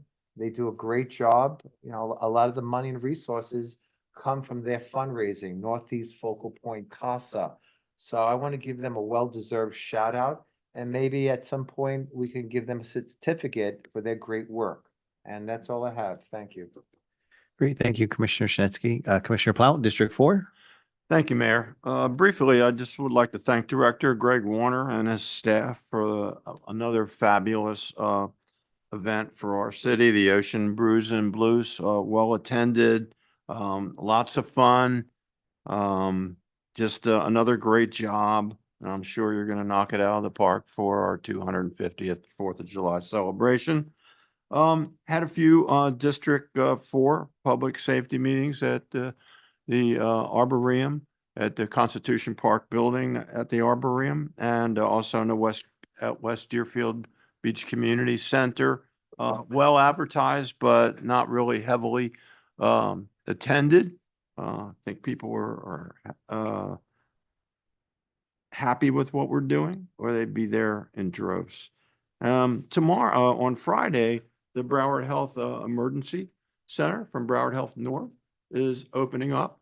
It's a very welcome addition to the safety factor that we need in that area.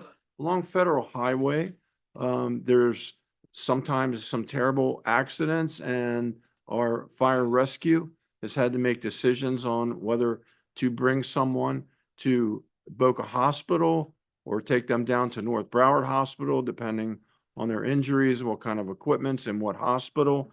And this is a very well-stocked emergency center with a lot of diagnostic equipment.